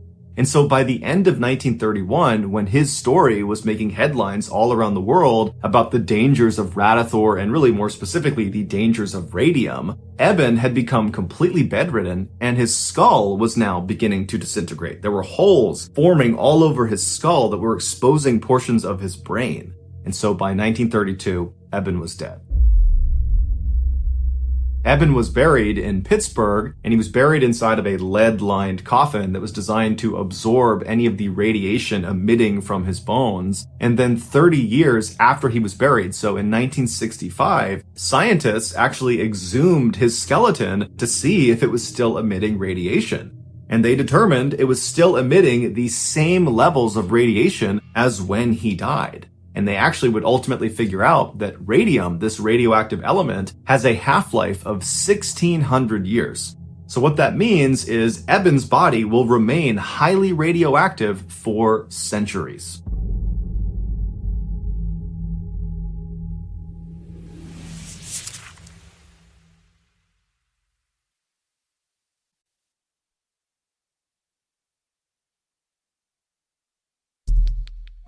The next and final story of today's episode is called Shiny But Deadly.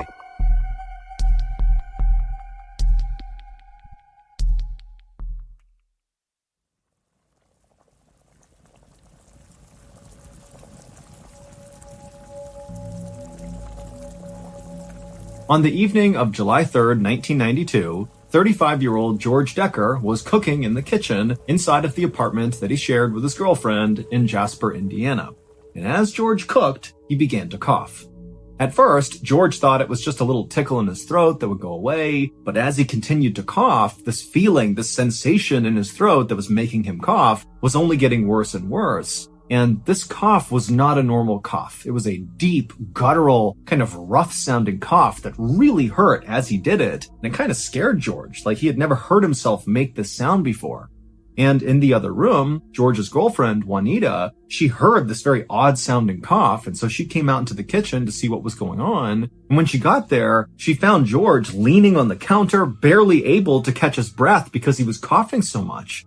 And this was totally out of character for George. He wasn't sick. He didn't have some sort of respiratory problem. He didn't smoke cigarettes. He did work in a metal shop where he melted down aluminum and poured it into different molds. But he always followed all the safety precautions. He wore a mask. He did all the things you're supposed to do to make sure he didn't inhale anything toxic. And so there was really no good reason why George would suddenly be having this unbelievable coughing fit. And so as Juanita kept asking George, hey, are you okay? Can I do anything? George, he can't even talk. He just pulled a handkerchief out of his pocket and he put it over his mouth as he continued to cough. And then when he pulled the handkerchief away, it was clearly covered in blood. Now, George was quick to kind of put the handkerchief back in his pocket, not wanting to deal with the fact that he was coughing up blood. But Juanita, she saw the blood and said, okay, George, I don't know what's going on. You are going to the hospital right now. Now, George, even though he couldn't talk because he was coughing so much, clearly did not want to go. And he kind of resisted Juanita pretty aggressively. He did not want to go. But Juanita finally grabbed him and literally dragged him through the house, out the front door, and down into their car. And then just a few moments later, they were on their way to the hospital located a few miles away. By the time they actually parked in front of the emergency room at this hospital, George's cough had actually died down a little bit. And so now George was being really insistent that it was totally pointless to go to the hospital, that they did not need to be here. Take me back home. This is ridiculous. But Juanita really pressed him and said, you can't goof around with coughing up blood. You have to go in there. And so finally, George, who was totally annoyed by this, relented. He got out of the car and the two of them walked to the hospital. And then when they went in the front doors of this emergency room, a nurse came up to greet them and see what was going on. And George kind of inexplicably pushed the nurse, like, to get away from me. I don't need your help. And Juanita, she was so embarrassed and tried to apologize, and the staff just kind of rolled with it and just kind of gave him his space. And then for the rest of the time they were there, the staff basically only talked to Juanita, while George sat in the corner with his arms crossed, unwilling to talk or give them any information.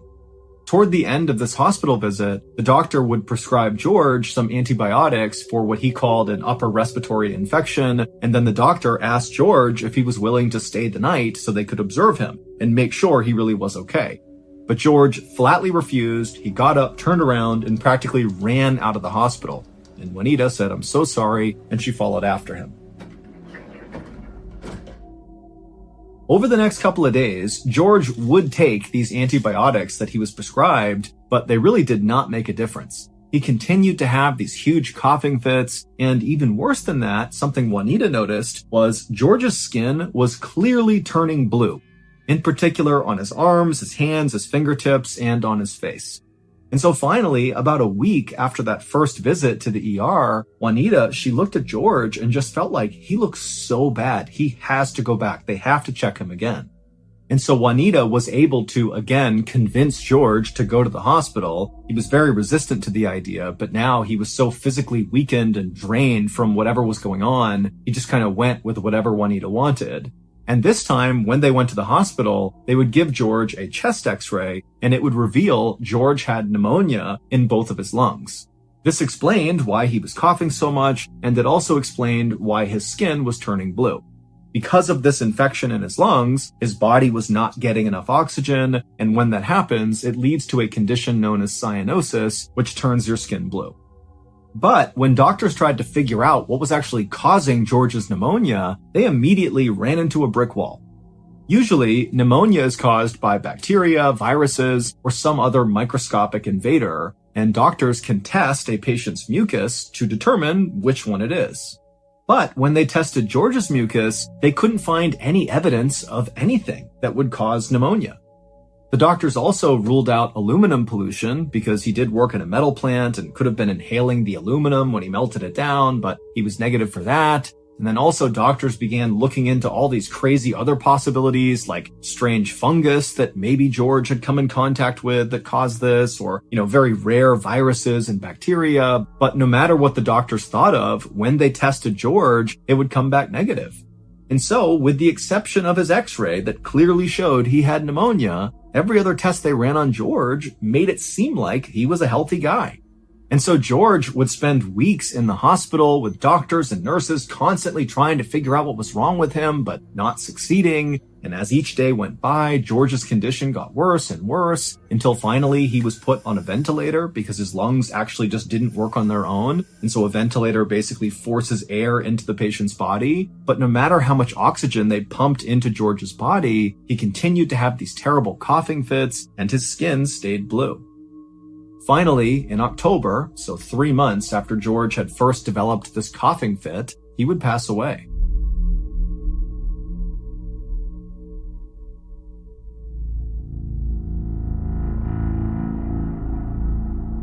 George's doctors were totally baffled. It did not make sense what had happened to George. He was young and healthy, and then something that was totally powerful and aggressive had wiped him out.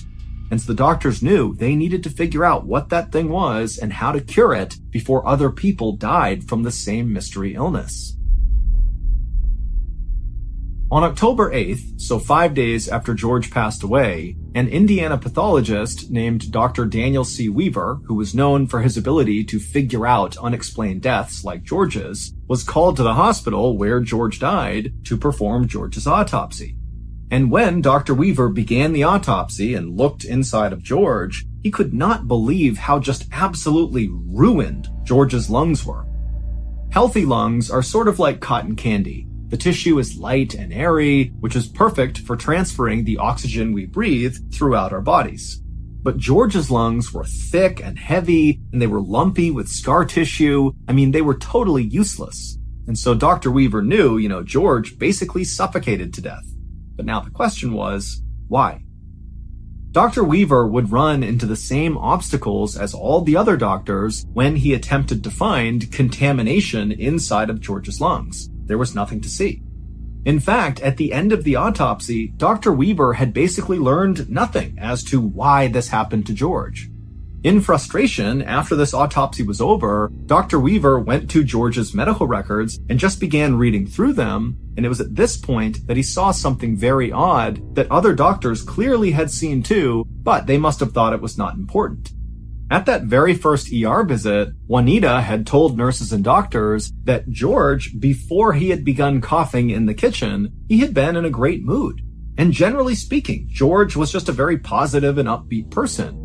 But she said once he started coughing, it was like he transformed into somebody else and became mean and nasty, and Juanita had to practically drag him to the hospital. And then also there was a note in the file about how George had walked through the doors and pushed that admissions nurse. And so Dr. Weaver thought to himself, maybe George's belligerence was not just him being a jerk, but maybe he had ingested something toxic that was affecting obviously his lungs and also his brain, and that was causing him to behave this way.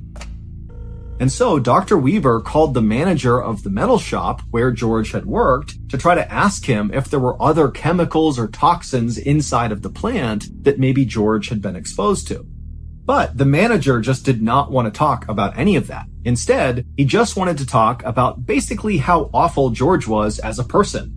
The manager clearly did not like George, and he began talking about how George was obsessed with making money at all costs, and that in addition to working in the metal plant, George had all these kind of sketchy, kind of borderline illegal side jobs to make more money. And then at some point, the manager just began talking about this one particular potential scam that George was involved in that had to do with little bits of silver and gold. And the doctor at this point is not really even listening. He just wants to get off the phone with this guy because it's obvious the manager is not really trying to help. He's just trying to bash George. But at some point, the manager, in detailing this gold and silver scam, mentioned something that piqued the doctor's interest. And suddenly the doctor was really intently listening to this manager and actually began taking notes and asking clarifying questions about this particular scam that George was apparently involved in. And then when Dr. Weaver hung up the phone with this manager, he felt pretty confident that he had actually figured out what had happened to George.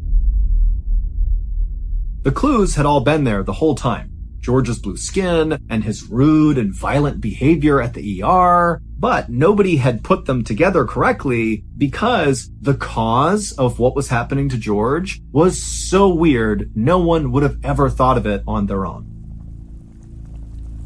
On the night that George first began coughing in the kitchen, he was not cooking dinner like everybody assumed. He was actually cooking teeth, like human teeth. The metal shop manager told Dr. Weaver on the phone about the scam that George was involved in that had to do with little bits of gold and silver. And the manager explained to Dr. Weaver that George was going to all of these local dentist offices and he was collecting all of their discarded teeth. What George wanted was teeth that had fillings in them because some of the fillings, especially for older patients, were made from gold and silver. George would then literally cook the teeth until he was able to extract the gold and silver. Now, if he had just been cooking teeth with gold fillings, he'd probably still be alive. But because George also was cooking the teeth with silver in them, during that process of cooking the silver teeth, mercury gas was released and George would inhale the gas. And mercury gas is deadly. And so the gas went into George, it ravaged his lungs, and it also created these massive mood swings and mental disturbances, which explained why he became so nasty and mean when he got to the ER. Also, ingesting high levels of silver, which George was doing as well, can turn your skin blue. So in the end, George did not die from pneumonia, he died from mercury poisoning. Today's podcast will feature 3 medical horror stories. The audio from all 3 of these stories has been pulled from our main YouTube channel and has been remastered for today's episode. The links to the original YouTube videos are in the description. The first story you'll hear is called All in Her Head, and it's about an infant who is rushed to the emergency room, but what doctors discover will leave you stunned. The second story you'll hear is called A Mouthful, and it's about a woman whose life would forever change after a routine walk down the street. And the third and final story you'll hear is called Only You Can Save Her, and it's about a puzzled surgeon who tries one last crazy effort to save his patient's life. Amazon Music follow button to your wedding, but give them the wrong named Claire. Claire was her first and only child, and like a lot of first-time parents, the mother was very paranoid about her daughter's health. And so anytime there was a change in her behavior or her appearance changed, it was like this mom rushed to the doctor. And that morning, the mother had noticed something very unusual on her daughter's head. There were 2 raised white lines that made the shape of a plus sign. There was one line that ran from the nape of her neck all the way in back, all the way up her head to her forehead, and the other line was horizontal, and it went from behind one ear all the way to the other ear. Now, this mother had no idea what these lines were, what they meant, what caused them, and so as soon as she saw them, she scooped her kid up and she headed to the hospital. Now, in the past, every time this mother had brought Claire to the hospital, the visit always ended with, "Your child is just fine." But this time, when the receptionist saw Claire's head and saw those lines, she immediately said, "Those do not look normal." and so she handed the mother some paperwork and told her they would get Claire to a neurologist as soon as they could.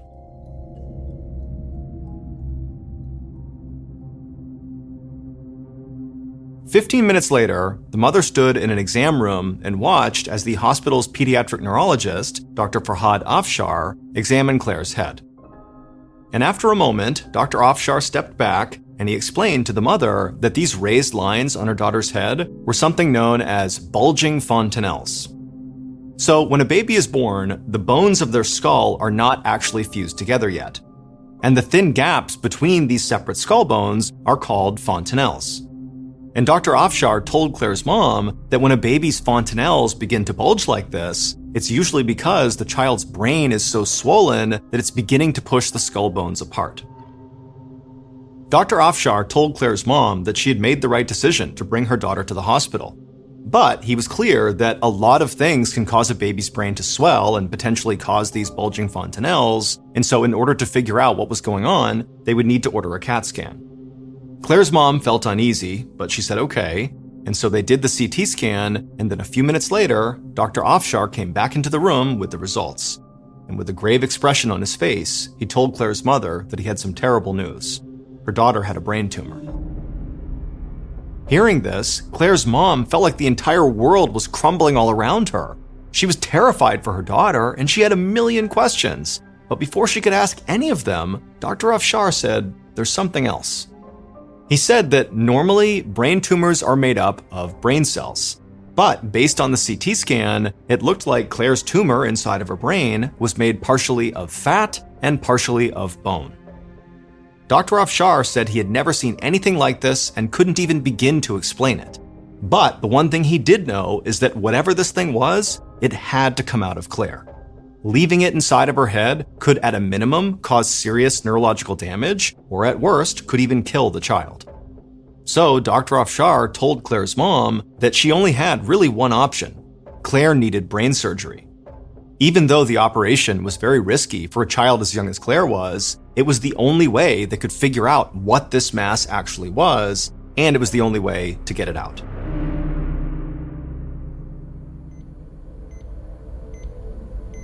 Soon after their conversation, Dr. Afshar was standing in the operating room with Claire, sedated, laying face down on the table in front of him. Dr. Afshar made an incision across the back of Claire's head. Then he cut a rectangle into her skull, essentially creating a small door. He opened up that door to see the bottom of Claire's brain. He delicately moved the left and right hemispheres of Claire's brain slightly apart so he could reach the section where the tumor was. And that's when he got his first glimpse of this strange mass. He grabbed it with a pair of surgical tongs and gently tugged, and he was surprised at how easily it began to slide out. And slowly it came into the light. And when Dr. Afshar finally got a full look at what this thing was, he was so stunned he just froze, staring at this thing that seemed impossible. And so after setting this strange mass aside, Dr. Afshar closed her skull, stitched her head up, and then sent her to the pediatric ICU. Claire laid unconscious in a hospital bed with her mother by her side for weeks. Meanwhile, Dr. Afshar ordered a genetic test on the mass he had removed from Claire's brain. And it turned out Claire was not an only child like her mother thought. She was actually a twin. And the mass that Dr. Afshar had removed from Claire's brain was her twin sibling's fetus.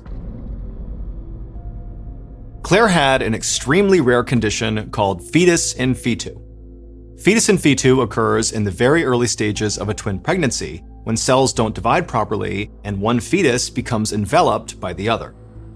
The enveloping twin looks like a single baby, but they're actually born with their siblings' partially developed fetus still inside of their body. The fetus in Claire's head was 5.5 inches long. It had 2 arms, 2 legs, but its head hadn't formed yet. And Claire's case was extra rare because her twin's fetus was found inside of her skull. In all of global medical history, intracranial fetus in fetu had only ever been recorded 18 other times. And it was thought to be a fatal diagnosis because to this point, all the others who had it had died. But after 2 weeks in the ICU, Claire woke up. And a week after that, she was healthy enough to go back home. and by 18 months old, she had fully recovered and had no lingering neurological problems. As far as the medical literature suggests, Claire was the first person to ever survive having her own twin removed from her brain.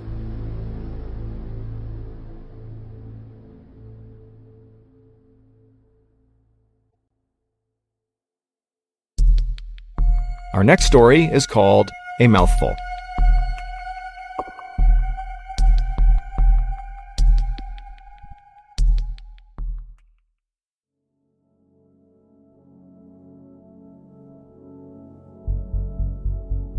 Around 1 p.m. on August 6, 2011, a 32-year-old seafood vendor named Carla Flores stood in the entryway of her home, balancing a tray of shrimp in one hand and waving goodbye to her 3 kids with the other. She told her kids she'd be right back, and then she stepped out the front door onto the streets of Culiacan, which is a major city in northwestern Mexico. Carla was going to deliver this tray of shrimp to one of her regular customers. She walked down an alleyway and then onto a main road, and then eventually into a neighborhood with a whole bunch of brightly colored houses. She went up to one of them and knocked on the door. A man answered, and Carla handed him the tray of shrimp. He took the shrimp, gave her a handful of cash. She thanked him and turned and headed back down towards the street. And Carla had made it all the way back to the alleyway right near her house when suddenly she heard this loud sound, and then before she could figure out what it was, this small, hard object smashed into her right cheek, and it hit her so hard she fell onto the pavement. And so instinctively, Carla reached up and she touched her cheek, and she felt a warm, wet liquid. She looked at her hand, and it was covered in blood. Carla tried to get up, but her ears were ringing and she felt dizzy, and then suddenly, everything went black.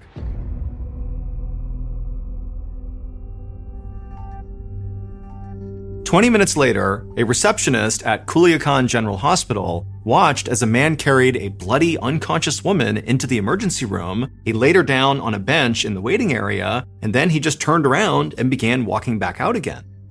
The receptionist jumped up and chased after this guy, demanding to know what was going on with this woman. Who is she? What happened to her? What are you doing? But the guy just said, look, I was driving down the road and I saw this woman bloody in the streets, and so I brought her here. I promise you, that's all I know. And then he turned and kept on walking, and the receptionist went back inside to check on the woman. The receptionist looked down at the woman. She was unconscious, her mouth was hanging open, and the entire right side of her face was totally mangled.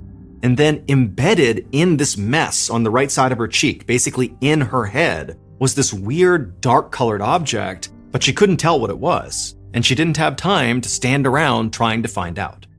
So she called for help, and a couple of nurses came running out of the emergency room, and together they lifted this woman up, put her on a gurney, and wheeled her back to see a doctor. A few moments later, Dr. Gustavo Mesa walked into Carla's hospital room. He'd been briefed on her condition, but when he went inside, she was no longer unconscious. Now her eyes were wide open, and she looked totally confused. Dr. Mesa could tell Carla was having trouble breathing, and she couldn't close her mouth. But then Carla began making this grunting sound, and at first the doctor couldn't understand what she was saying, but then it became clear she was saying, rock, rock, rock. Dr. Mesa's first thought was, oh, she's telling me she was hit by a rock. That's what's caused her injury. And so Dr. Mesa leaned in and looked at her wound, and he caught a glimpse of what looked like a dark-colored stone buried inside of her cheek. Dr. Mesa thought, wow, she must have been hit so hard by this rock, this stone, for it to get buried that far inside of her face. He promised Carla he would get it out, but first he told her she would have to undergo an X-ray to really figure out where it was in her skull and how exactly they'd be able to get it out. A few minutes later, Dr. Mesa stood in the radiology department looking over Carla's X-ray images. And it was immediately clear to him and all the other medical staff that what was in Carla's cheek was not a rock. Because the object was shaped like an oval, it had round edges, and it was perfectly symmetrical. To Dr. Mesa, it just seemed far too uniform to be a rock. But he didn't have a better guess for what it was. All he could tell from the X-ray was this object had broken Carla's upper and lower jaw and shattered several of her teeth. And now this object was stuck between her broken jawbones. Dr. Mesa knew it was going to take surgery to get this thing out, but he needed more information before he felt confident operating. So he ordered a CAT scan of Carla's head to give him a more detailed picture of this object. And when the results came in and Dr. Mesa looked at the image, his face went pale. He couldn't believe what he was looking at, but the proof was right there in front of him, and he knew he would have to do something and fast. So Dr. Mesa ran to the nearest nurse's station and told the nurse to evacuate everybody from the emergency room. Then he grabbed the hospital phone and he dialed a military official.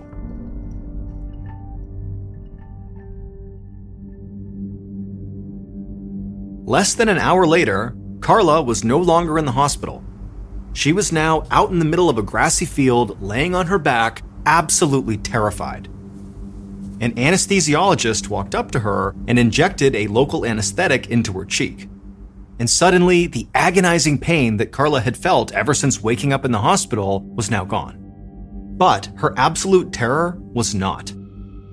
Carla knew there were 2 doctors and a nurse standing by to perform an operation on her, but also there were 2 army soldiers just a few feet away from her, staring at her. Carla saw a doctor start to bring a scalpel toward her face, and she had to close her eyes to keep from flinching. She heard the soldiers giving directions and the clinking of surgical instruments. And all the while, Carla kept her eyes shut tight and just tried to pretend none of this was even happening.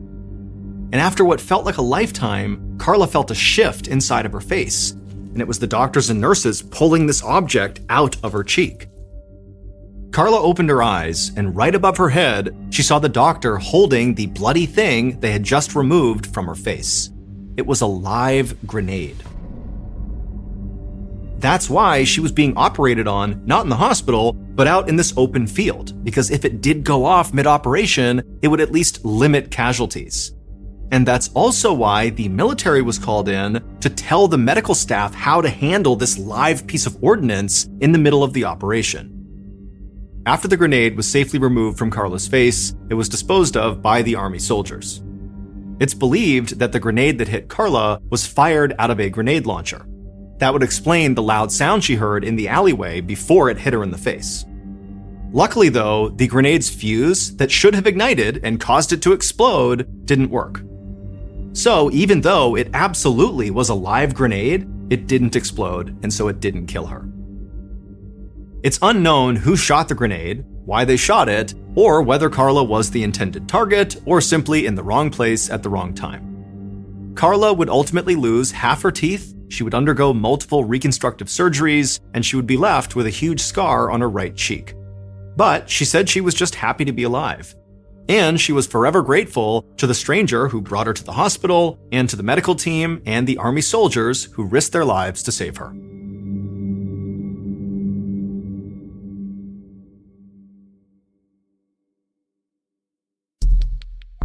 The next and final story of today's episode is called Only You Can Save Her.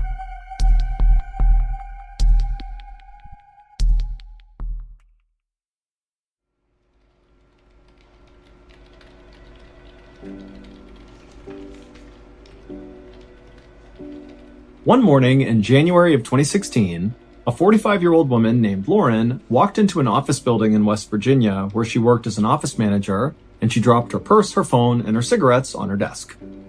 It was a Friday, and so Lauren was in a really good mood because she was pumped about the weekend. The next day, Saturday, she and her husband Dan planned to go on this big hike together. They loved hiking, so that was going to be awesome. And then on Sunday, Lauren planned to stay home all day and cook one big meal because it had become a tradition in their family that on Sundays, Lauren and Dan's kids, they had 3 kids who were all grown up, they would come back home to their parents' house and they would have a big family meal together. And these dinners were definitely the highlight of the week for Lauren and for Dan because both of them were very family-centric. Lauren switched on her computer and then looked at her schedule and saw she had a whole bunch of meetings back to back to back that day, and so immediately she was worried that she would not be able to slip out that day and go for a quick walk. Something she had recently been doing a lot of because her doctor had recently told her that she had a blood circulation disorder that was called peripheral vascular disease. And what that meant was the arteries that carried the blood from her heart down to her legs and her feet were becoming blocked. And so her legs and feet were not getting enough oxygen. So far, her only symptoms were the occasional leg cramp, but if the disease got worse, it could lead to pain and mobility issues, and also heart attack and stroke. Luckily, Lauren's doctor told her that she didn't need medication, she just needed to quit smoking, change her diet, and become more physically active. And Lauren had totally leaned into this and was being much more active and had changed her diet. She hadn't quit smoking yet, but she planned to. And so Lauren really felt like she was on the right track. And so as Lauren kind of began her day, going through her emails and thinking about when she's going to do this walk, her cell phone rang. When Lauren looked at the phone, she didn't recognize the number, so she decided to let it go to voicemail. And so Lauren forgot about her phone and just figured whoever this was, they'd call back or whatever, and she's doing her thing. But then she got another phone call. And when she looked, it was the same number calling her back. And this time, Lauren did pick up the phone, and when she said hello, on the other end of the line, she heard a police officer say in a very serious voice, "Am I speaking to Dan's wife?" And so right away, Lauren's heart began to race, and she would tell the officer, yes, what's going on? And all the officer would tell her is that Dan, unfortunately, was in a very serious car accident, and so you need to come to the scene right away. In an absolute panic, Lauren hung up the phone, she grabbed her things, she ran out to the car, and she floored her way to the address the police officer gave her. But when she got there, she saw there were so many police cars and ambulances and all these people that she couldn't even see what was going on, let alone park anywhere near where this accident happened. So she wound up parking her car around the corner, and then she got out and just sprinted towards all the police. And then when she got up to them, she basically began pushing people out of the way, and no one tried to stop her. They could tell, this woman must know the people involved in this crash. And so she pushed past all these people, and finally she can see through the crowd, and she can see her husband's car, and it's absolutely mangled. And there's all these first responders that are in a circle on the pavement, and she can tell there is somebody on the ground they're working on, and it's gotta be Dan. And so Lauren just began running towards that group of people, and as she did, they all stood up as if, there was nothing they could do. And on the ground, Lauren saw her husband. There was Dan lying in this huge pool of blood, just motionless on the ground. And so before she even got over to her husband, Lauren already knew what had happened. Dan was dead. And so Lauren let out this primal shriek and just rushed over to her husband and fell to the ground next to him, holding his body and crying hysterically. And all the EMTs and first responders, they knew this woman has just lost her husband. And even though she shouldn't be here right now, they just felt like they have to give this moment to her. And so the police and the EMTs and the rest of the first responders, instead of even talking to Lauren or trying to get her to go somewhere else, they just formed a big circle, shoulder to shoulder, around Lauren and Dan, and just allowed Lauren to grieve in private.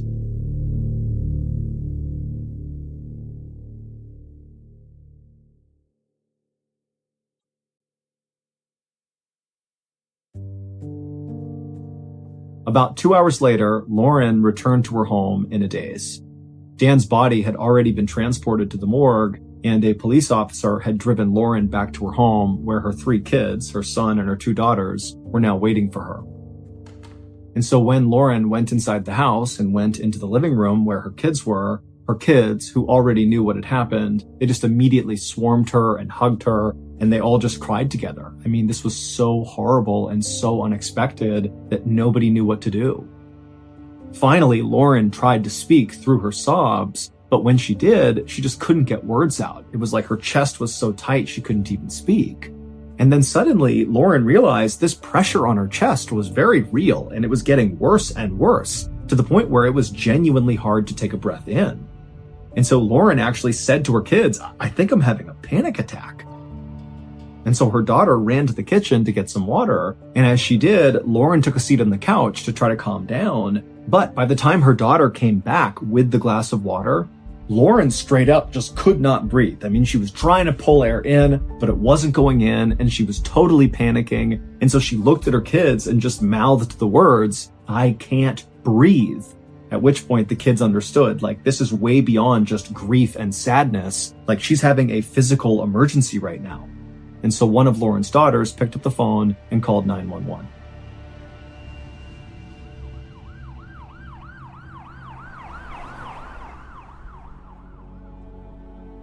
A few minutes later, an ambulance arrived and they would take Lauren to a local hospital, But as soon as they got there, the doctors and nurses determined that very likely Lauren had had a heart attack, and even though she was basically stable right now, their fear is she was going to have another one, and this particular local hospital just lacked the resources and staff to actually treat Lauren.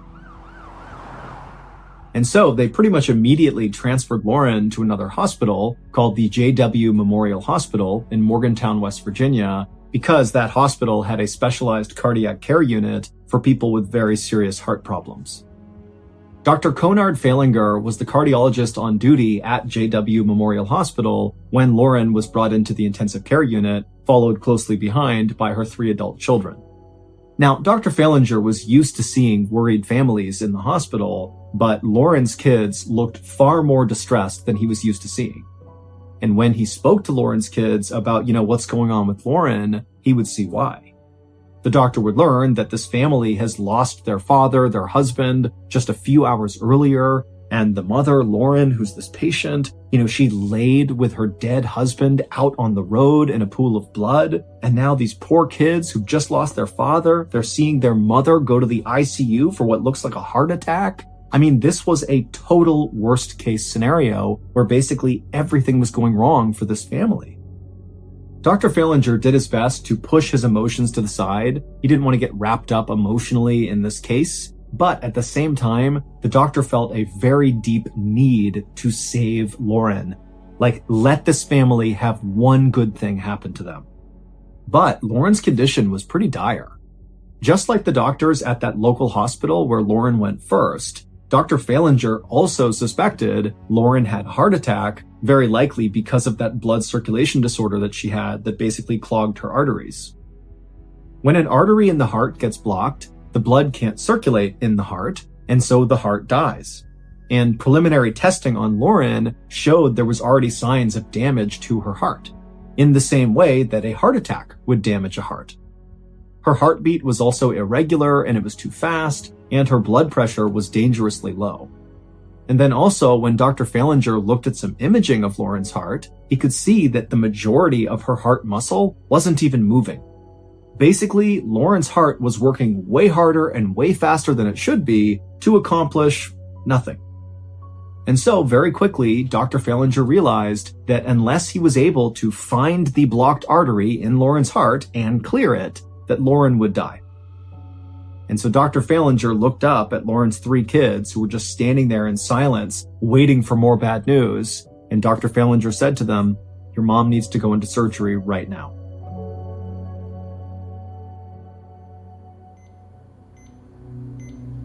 Nurses wheeled Lauren out of the ICU and into surgery, where she was immediately put under anesthesia. Once Lauren was ready, Dr. Falinger watched on a monitor as another surgeon fed a thin, flexible tube called a catheter into an artery in Lauren's leg and then fed it up towards her heart. This surgery was called cardiac angioplasty. Basically, that surgeon was going to use that catheter, that tube, and put it into Lauren's heart and then shoot dye through that catheter tube into the blood in Lauren's heart. And then Dr. Falinger and the other doctors could watch to see where this dye went. If the dye was pumped out of the heart like it should be, they'd see it go in all different directions. But if at some point on the monitor the dye just stopped inside the heart and didn't go anywhere, then that would mean they found a blockage. And so when the surgeon had the catheter in Lauren's heart, he injected the dye, and they all watched on the monitor, and her heart functioned completely fine. There was no blockage in her heart.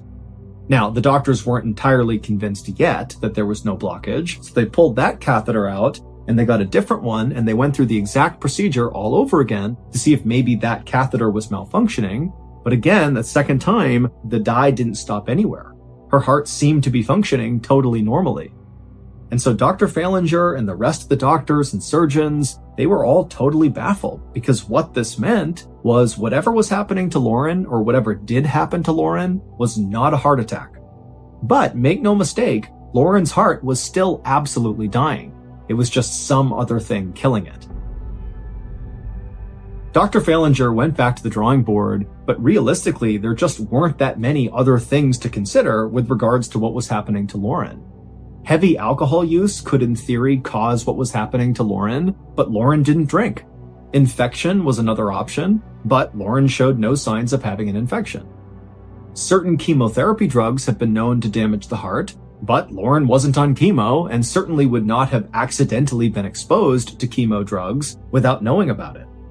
And so basically, Dr. Fallinger had no clue what was wrong with Lauren, and he didn't even know where to start.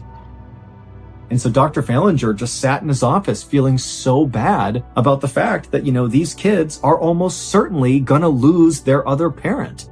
I mean, it was his duty to save Lauren, and he couldn't do it. And he just felt so bad. He couldn't even imagine how he was going to deliver the news to the kids that, your mom's going to die and we don't know why. I mean, this was the worst for Dr. Fallinger. He felt like he had failed as a doctor. But just then, Dr. Fallinger has this epiphany.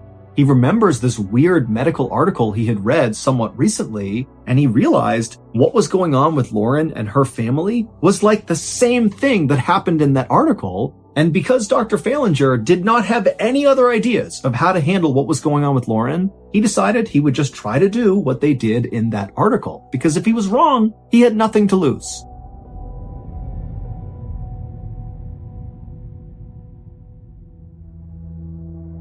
So Dr. Fallinger got up and he ran to Lauren's hospital room, and when he got in there, he saw Lauren's kids and he called them over to him. And he would tell them that he's going to give their mom some medication that's going to spike her blood pressure and keep it high, but then he needs them to gather around her and just talk to her like she's your mom. Talk lovingly, soothingly, remind her that you're still here and that everything is okay. And the kids, they all agreed to do this. And then Dr. Fallinger, he gave the medicine to Lauren, and then he watched as her 3 kids circled up around the head of the bed, and they're all crying and holding their mom and telling her how much they love her and please come back to us, come back. And as they're doing this, Dr. Fallinger just quietly walked out of the room, hoping this would work. And sure enough, just a week later, Lauren was all better. It would turn out the way in which Lauren lost her husband, both the suddenness of getting that phone call, combined with just the unthinkable horror of seeing your loved one on the road in a pool of blood dead. I mean, that situation was so stressful for Lauren that her brain released a ton of stress hormones into her body. So much so that these stress hormones literally paralyzed her heart. And so you can understand why all the doctors thought this was a heart attack, because this sort of looked like one. But this condition does have its own name. It's called stress cardiomyopathy. However, it's known by its more casual name, which is broken heart syndrome. Basically, Lauren loved her husband so much that to witness what happened to him and to learn about it so suddenly and abruptly, it nearly killed her. And it just so happens that a few months before Lauren was checked into the hospital, Dr. Fallinger happened to read a medical article about broken heart syndrome. And the only way you can treat broken heart syndrome is just to try to keep the patient alive long enough that the stress hormones leave their body naturally, at which point their heart goes back to normal. And so Dr. Fallinger was able to buy Lauren a little bit of time right at the end there by giving her that medicine that boosted her blood pressure. But Dr. Fallinger told her 3 kids that really it was up to them to keep their mother alive. They needed to crowd around their mom and just talk to her and tell her that you love her, show her that you're here with her, give her a reason to fight and hold on. Even though she's not saying or doing anything, she's still alive and she can hear you, so talk to her. And so Lauren's kids just sat around their mother and just showered her with love and affection. And sure enough, a few days later, when Lauren did kind of come out of it and recover, she would say that she felt herself drifting off towards death. I mean, she really knew she was dying, but then she remembers hearing her kids calling to her and saying how much they loved her and to please come back. We need you. We already lost Dad. We gotta keep you. And Lauren would say that's the reason she's still here today, is because she held on for her kids. She felt like it was her duty to be here for her family. And so that's what saved her life.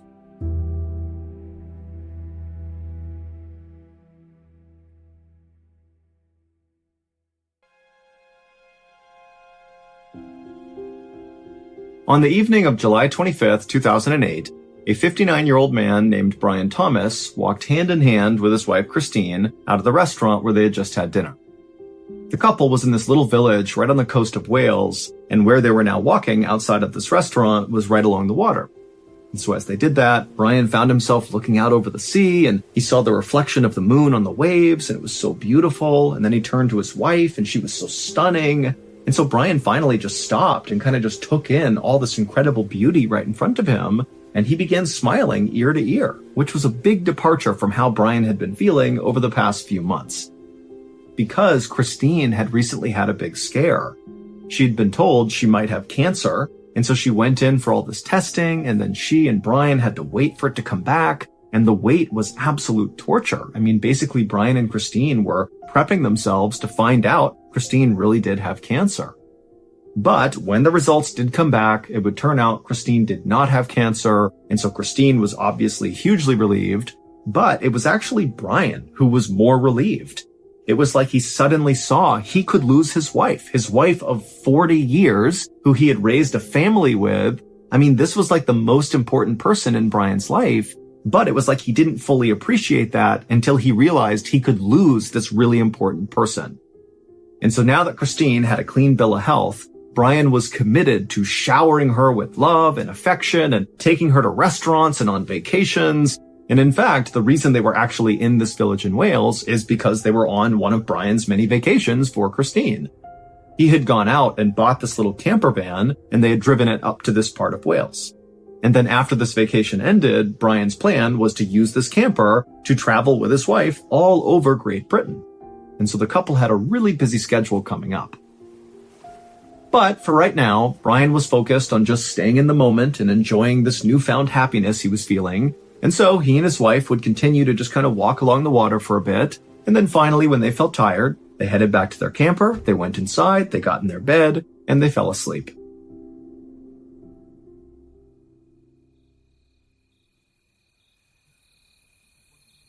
A little before 4 a.m., Brian suddenly woke up inside of this camper. And so he sits upright and he looks around. You know, it's totally dark inside of there. He can't see anything. He doesn't really know why he just woke up. And he's trying to get his bearings. And then as his eyes kind of begin to focus, he realizes there is a person standing inside of their camper right near the door. Basically 10, 15 feet away from he and his wife is a person. And so Brian just froze and he's staring at this person, hoping this is just a dream or something. But then this person, who appeared to be dressed in all black head to toe, began to move. And they began to move first to the left and then towards the bed. And so Brian is still just frozen, thinking, is this real? Is this really happening? And then this person began climbing on the bed on the side where Christine was. And so Brian, without even thinking, just yelled out, "You bastard!" And he jumped off the bed at this guy and began choking them out. And the whole time Brian is screaming at this person, like, "What are you doing? Why are you here?" And this person is fighting back so hard, and Brian is just not letting go. It's like instinct is completely taken over, and then this person goes totally still and just dies. And Brian knows he killed them, but they came into his camper. Like, what do you expect? Brian would ultimately be the one who called the police, and just several minutes later, they would show up, and when they got there, they would find Brian standing outside the camper hyperventilating, and then when they tried to get more information about what exactly had happened inside the camper, Brian basically couldn't explain it. It was like he was totally in shock. And so eventually, one of the officers just went inside the camper, and there on the ground, they would find a body. But it was not some attacker. It was Brian's wife. It would turn out Brian had a medical condition called somnambulism, which we know as sleepwalking. And at home, he would sleep in a different bed than his wife because he sleepwalked so much. But since they were on vacation in their camper, they had to sleep together because there was only one bed on board the camper. And so not long after Brian and Christine had fallen asleep together, Brian began having this really intense nightmare where he believed his wife was being attacked. And so Brian, in this nightmare, had to stop this person from hurting Christine. Except, because of his sleepwalking, he acted this out in real life. And the attacker that he ultimately killed was ironically his wife. He basically tackled his wife and strangled her to death because he thought he was actually saving her. Brian was absolutely destroyed with grief and with guilt, and the second he realized what he had done, he confessed. He didn't in any way try to protect himself. He said, "I did this, take me in." And Brian would be arrested. However, in November of 2009, the judge who actually heard Brian's official confession, he kind of felt bad for Brian and said, "You know what? I'm dropping all charges against you because it's obvious to me you are a good and decent person. This was a mistake, and you're going to live with grief and guilt for the rest of your life, and that's punishment enough."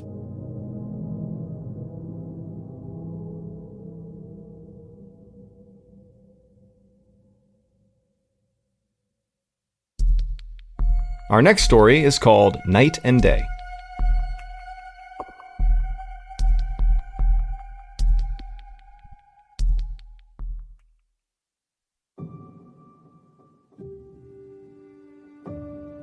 In the late afternoon of May 1st, 2016, 13-year-old Shoaib Ahmed and his 9-year-old brother, Abdul Rashid, chased a soccer ball across a dusty plain near their little rural town in Pakistan. Abdul, who was very athletic and quick on his feet, managed to kick the ball past the defender and then kicked a line drive shot right at the net. But at the last second, the goalie jumped and blocked the shot. And so Abdul threw his hands up in exasperation, but even though he was frustrated he missed a shot, he was having a blast. He loved playing soccer with his brother and the neighborhood kids. But as much fun as he was having, Abdul at some point looked up and he noticed the sun was starting to set behind the mountains. And immediately when he saw that, the expression on his face went completely deadpan. And then he looked over at his brother, Shoaib, who also had noticed the sun was setting.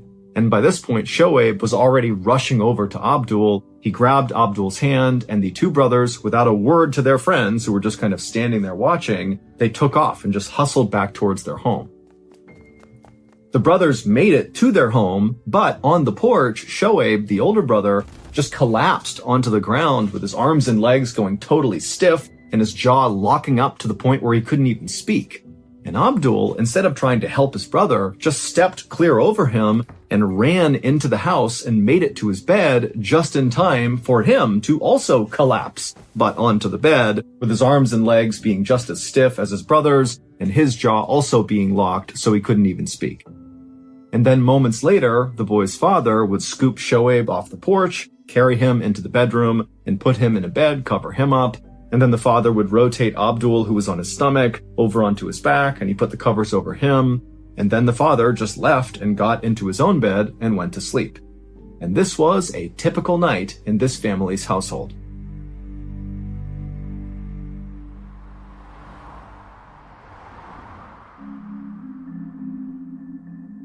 The next day, a convoy of fancy cars descended on this little village where Shoaib and Abdul lived. And in these vehicles were all these scientists from Pakistan's Institute of Medical Sciences, and they had heard about the boy's nightly bizarre collapses, and they wanted to find out if the condition was real. Now, if the scientists had arrived in the village before sunrise, they would have found Abdul and Shoaib still in their beds in a semi-comatose state, unable to move. But it was almost noon by the time the scientists arrived, and so when they saw the two boys, they were outside, goofing around and playing, acting like everything was totally fine. In the village, neighbors referred to Abdul and Shoaib as the solar boys because they were only normal and active and like the other kids during the daylight hours when the sun was up. And then at night, they would become totally paralyzed and mute. Now, the villagers saw this happening, but they didn't really believe it necessarily. They thought maybe the kids were making it up to get attention, or maybe they were doing it as like a grift to get people to donate money to the family. But Shoaib and Abdul's father completely denied this and said they had not made any money from what was happening to his sons, and all they wanted to do was just figure out what was wrong with them so they could help them. The scientists would talk to Abdul and Shoaib's father first, and he would explain to them that really since Abdul and Shoaib were very little, they had been suffering from these nightly paralysis events. And so with the family's permission, these scientists got to work. They collected blood and urine samples, not just from Shoaib and Abdul, but from the entire family. And then also the scientists tested Abdul and Shoaib's balance and coordination, obviously during the daytime, and the boys both did completely fine. And then as sunset approached, the scientists just stood there and watched as Abdul and Shoaib slowly lost control of their bodies and became paralyzed and mute. And then throughout the night, the scientists just continued to watch them, and the boys did not move at all. And then when the scientists attempted to kind of move their limbs for them, they were so rigid, almost like rigor mortis after you die, that they really couldn't move their limbs at all. And then the next morning, as the scientists were watching, the sun came up, and it was like suddenly Abdul and Shoaib were totally back to normal. They popped out of bed with a smile on their face, able to move around, no problem. And so to the scientists who watched this go on, they were left thinking, okay, there's no way these kids could be faking this. Like, no one could fake this. This is real. But the scientists really didn't have any new information to pass to the family because, the boys' blood and urine samples came back completely normal, and they had passed all of their balance and coordination tests. And so it seemed like, Abdul and Shoaib should be totally normal, healthy boys, but they just weren't, and these scientists didn't know why.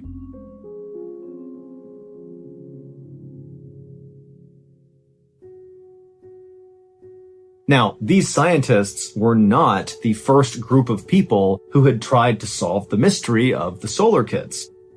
For years, their father had been trying to find someone who could help them, but he was having no success. Doctors in the nearest hospital to their village were convinced that the boys had a rare illness that made them extremely tired only a couple of hours after waking up in the morning. But Abdul and Shoaib had loads of energy all day long. It was only when the sun came down that they became totally paralyzed, and so the father didn't believe those doctors were really taking this that seriously.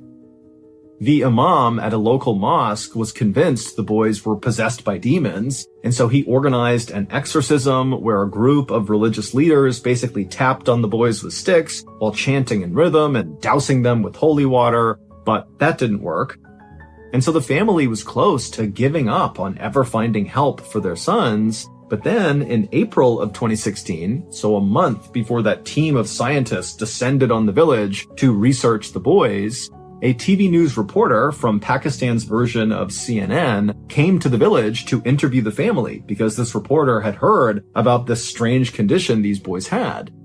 And this interview was seen by millions and millions of people, including Pakistan's most esteemed and influential doctor, a man named Dr. Javed Akram, who happened to be the Vice Chancellor of Pakistan's Institute of Medical Sciences. Dr. Akram had never heard of such a strange condition, and so he was the one who ordered those team of scientists to go to the village and research this family.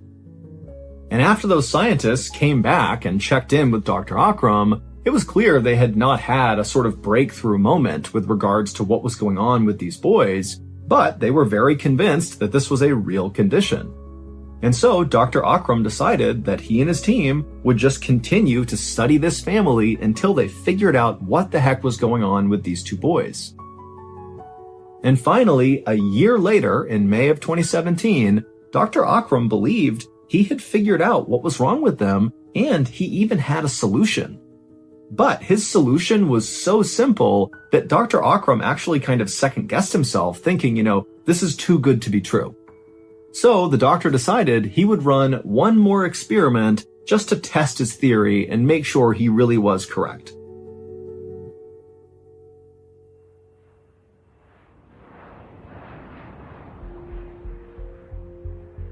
And so Dr. Akram flew Abdul, Shoaib, and their father out to his institute in Islamabad, and that night Dr. Akram watched as the two boys slowly slipped into paralysis as the sun went down.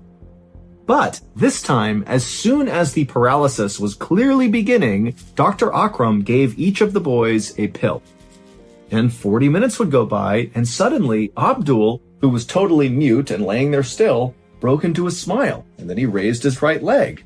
And then Shoaib, right next to him, he too smiled and turned his head. And then 20 minutes after that, both boys were up on their feet, totally fine, laughing and joking, because they had never really done anything at night. They were always paralyzed as soon as it started to get dark. It would turn out Dr. Akram and his team had discovered a very strange mutation in Abdul and Shoaib. Our brains naturally produce all sorts of chemicals that keep them running, and one of those chemicals is called dopamine. Dopamine does several things, but one of those things is it controls muscle movement.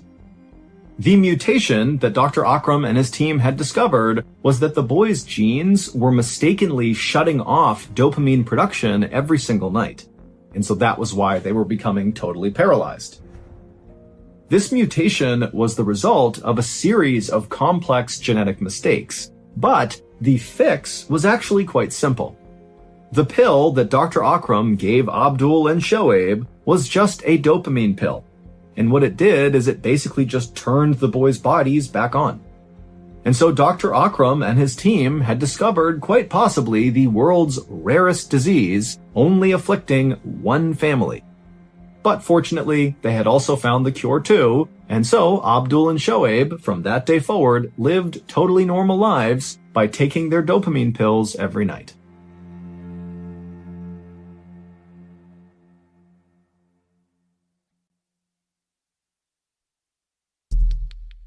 The next and final story of today's episode is called Leg Pain.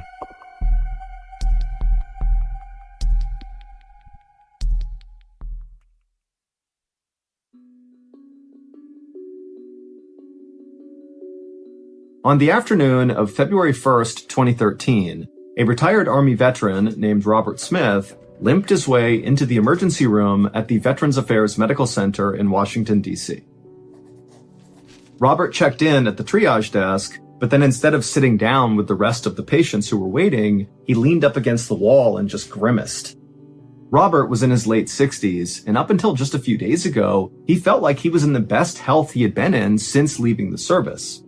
Robert had gotten a kidney transplant a year and a half earlier, and after getting that operation, he really wanted to make sure he stayed healthy, and so he had been going on regular walks and eating healthy, and so really he was doing great.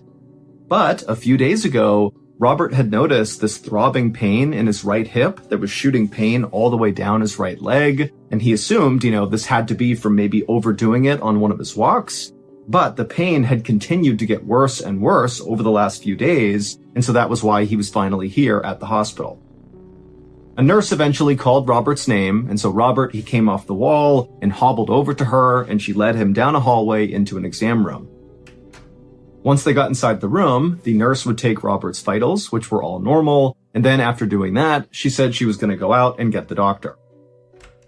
A couple minutes later, the doctor walked into the room, and she reviewed Robert's chart and talked to Robert about his symptoms, and then afterward, she concluded that very likely what Robert had was something called sciatica. Sciatica is pain caused by pressure on the sciatic nerve, which travels from the lower back down each leg. And while sciatica is definitely very uncomfortable and very painful, it's not usually a big deal. And it typically clears up on its own without treatment. And so the doctor told Robert that he should just go pick up some ibuprofen, so over-the-counter pain medication, and take that every couple of hours and just wait for this thing to pass, and then he'd be fine. And so Robert was totally relieved. He thanked the doctor, he thanked the nurse, and then he left and headed back to his home. But despite doing what the doctor said and taking pain meds and just kind of taking it easy, the pain in Robert's leg did not go away. And then on the morning of February 4th, so 3 days after Robert's trip to the ER, he woke up and not only was his right hip and leg still sore, but now when he tried to stand up, he couldn't put any weight on his right leg. It just felt too weak and it was kind of tingly. Something just felt off about it. And also, Robert felt very nauseous. And so Robert told himself that, maybe what was going on here is he was taking too much ibuprofen. And it was upsetting his stomach, and maybe it was also affecting his leg negatively or something. He didn't know. And so that day, he just sat on the couch and watched TV, trying to tell himself that he was okay, it's just sciatica, take a little less pain meds and you'll be okay. But that didn't work, because the next day when he woke up, he was in even worse shape. Now, he not only had this pain and weakness in his right leg, and he had nausea still, but also he now had this new pain in his abdomen that was located right around where the scar was from his kidney transplant, and Robert was also starting to spike a fever. And fevers in transplant patients are a really big deal. because a fever in a transplant patient could mean an infection. People who get transplants are then given medication that keep their bodies from rejecting their new organ or organs. This medication works by basically suppressing that person's immune system. This prevents the body from mistakenly attacking the new organ, but it also means that if their body gets a real infection, they will have a really hard time fighting it off, because again, this medicine is basically stopping the immune system. And so when Robert saw he had a fever in conjunction with these other symptoms that were not going away, he knew he had to go back to the hospital, because obviously this was not just sciatica. Robert was too sick and weak to drive himself to the hospital, so he asked his neighbor to drive him, and as they were driving to the hospital, Robert basically sat in the passenger seat rocking back and forth, not saying anything because he was so uncomfortable, and the neighbor, the whole time they're driving, they just kept looking over at Robert, because not only did Robert look totally miserable, but also Robert was sweating profusely. Like, so much so that it looked like he had just sprinted a 5K. I mean, he was drenched in sweat. And so the neighbors looking at him thinking, like, what's wrong with this guy? Finally, the neighbor arrived at the hospital, and Robert, he managed to get out on his own, and he thanked the neighbor, and then Robert hobbled his way back through the doors into the ER. And then a few minutes later, Robert was in an exam room, and his doctor walked in, and she took one look at him and saw how horrible he looked, and without any hesitation, she said, "You're getting admitted right now."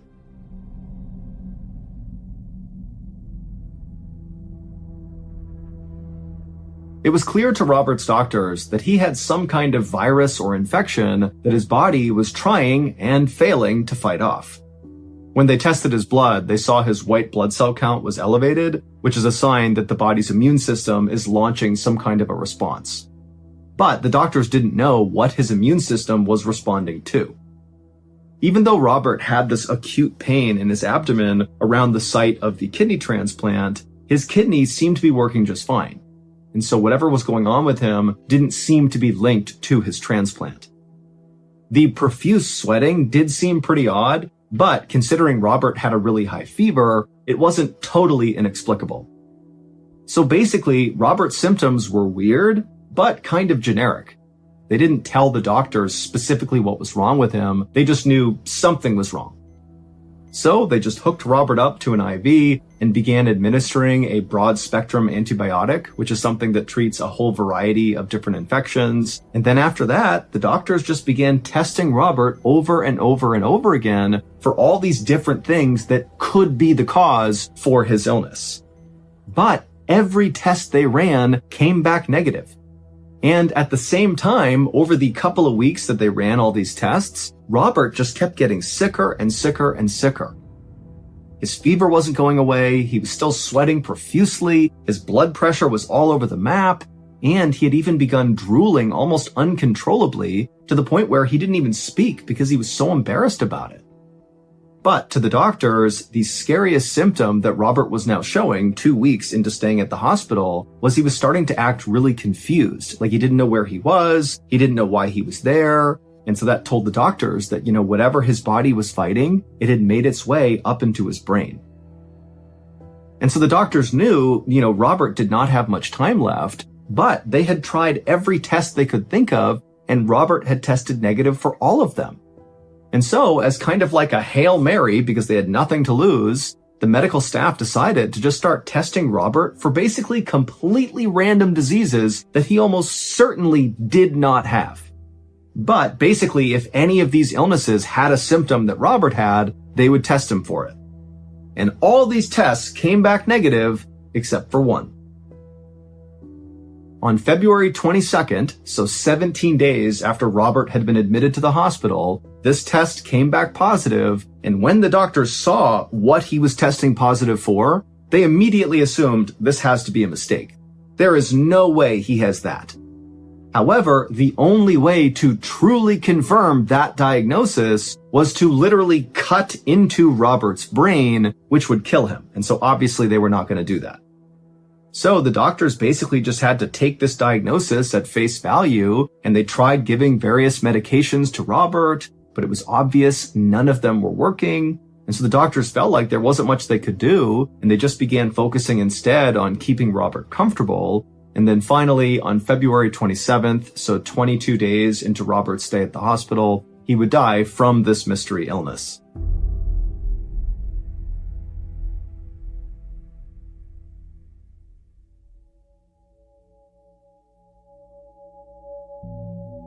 During Robert's autopsy, the medical examiner was able to perform that test that doctors could not perform on him when he was alive, and that was to cut into his brain. And when the doctor cut into his brain, he saw very clearly, without a shadow of a doubt, that yes, Robert really was positive for that very, very rare virus, and it absolutely is the thing that killed him. But this was not the end of the case, because the virus that killed Robert was not just rare, it was also highly contagious, which meant the doctors needed to figure out how Robert got this virus to protect other people from getting it too. But the staff at this hospital knew they were not equipped to lead this investigation, and so they handed the case over to the Centers for Disease Control, or the CDC, which is the world's leading disease tracking agency. Investigators for the CDC began looking into Robert's case a couple of days later. They sifted through the days and the weeks leading up to Robert's hospitalization in an effort to try to retrace Robert's footsteps to figure out what made him sick. Now, they didn't have any leads. The only thing they agreed on was that very likely, even though Robert had that pain around his scar where the transplant was, that very likely the transplant did not have to do with whatever killed him, because Robert's kidney had been working fine, and his transplant had happened 17 months earlier, and typically complications from transplants will happen much sooner. And so they basically had ruled the transplant out as being the cause. But one of the CDC investigators decided to look into the transplant file anyways, just to see if maybe something got missed, or if maybe there was some detail about the donor that was relevant to what happened to Robert. And so this investigator got the file and began going through it. Robert's donor's name was William Edward Small, and at the time of his death, he was 20 years old and serving in the Air Force. Now, none of that stood out to the CDC investigator, but William's cause of death definitely did. Even though it really did not appear to have a connection to Robert, it was just so weird and unexpected. The CDC investigator would read that back in September of 2011, William was out fishing in the Gulf of Mexico, and he caught a fish, and he ate that fish, and it gave him something called ciguatera poisoning. Ciguatera poisoning is something you get when you eat a fish that contains microalgae toxins. And so William, he ate this fish that was contaminated, and not long after that, he had died. But when the CDC investigator read through all of William's symptoms before he died, they basically exactly lined up with all of Robert's symptoms. William had developed pain and weakness in his extremities. He developed a very high fever. He became nauseous. He also lost the ability to swallow, and then he became totally confused and then died. And so when the CDC investigator saw this incredible coincidence, she knew she was onto something, but first she would need more information about William. And so very quickly, the CDC got in touch with William's family, and they asked them all these questions about William. And finally, after hearing the answers from the family, the CDC finally figured out what actually happened to Robert and what actually happened to William.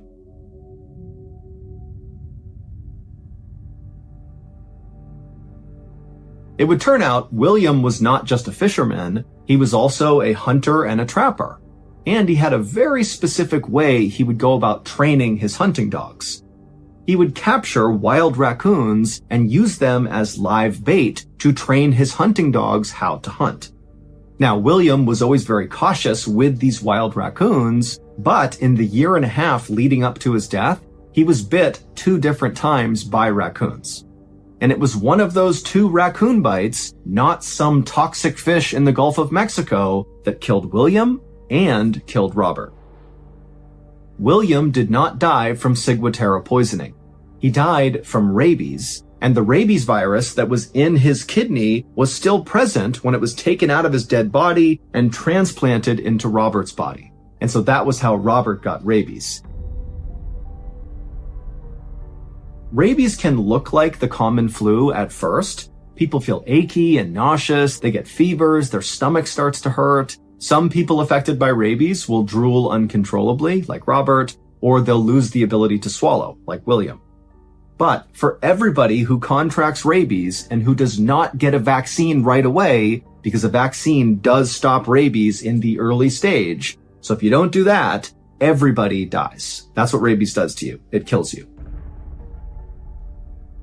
Now, you'd think, maybe we should be testing organs for rabies before they get transplanted, but you gotta remember that rabies is so rare. Only 1 or 2 people a year in the entire United States will die from rabies. And so it's just not something doctors are gonna screen for because the percentage chance that they could have rabies is basically 0.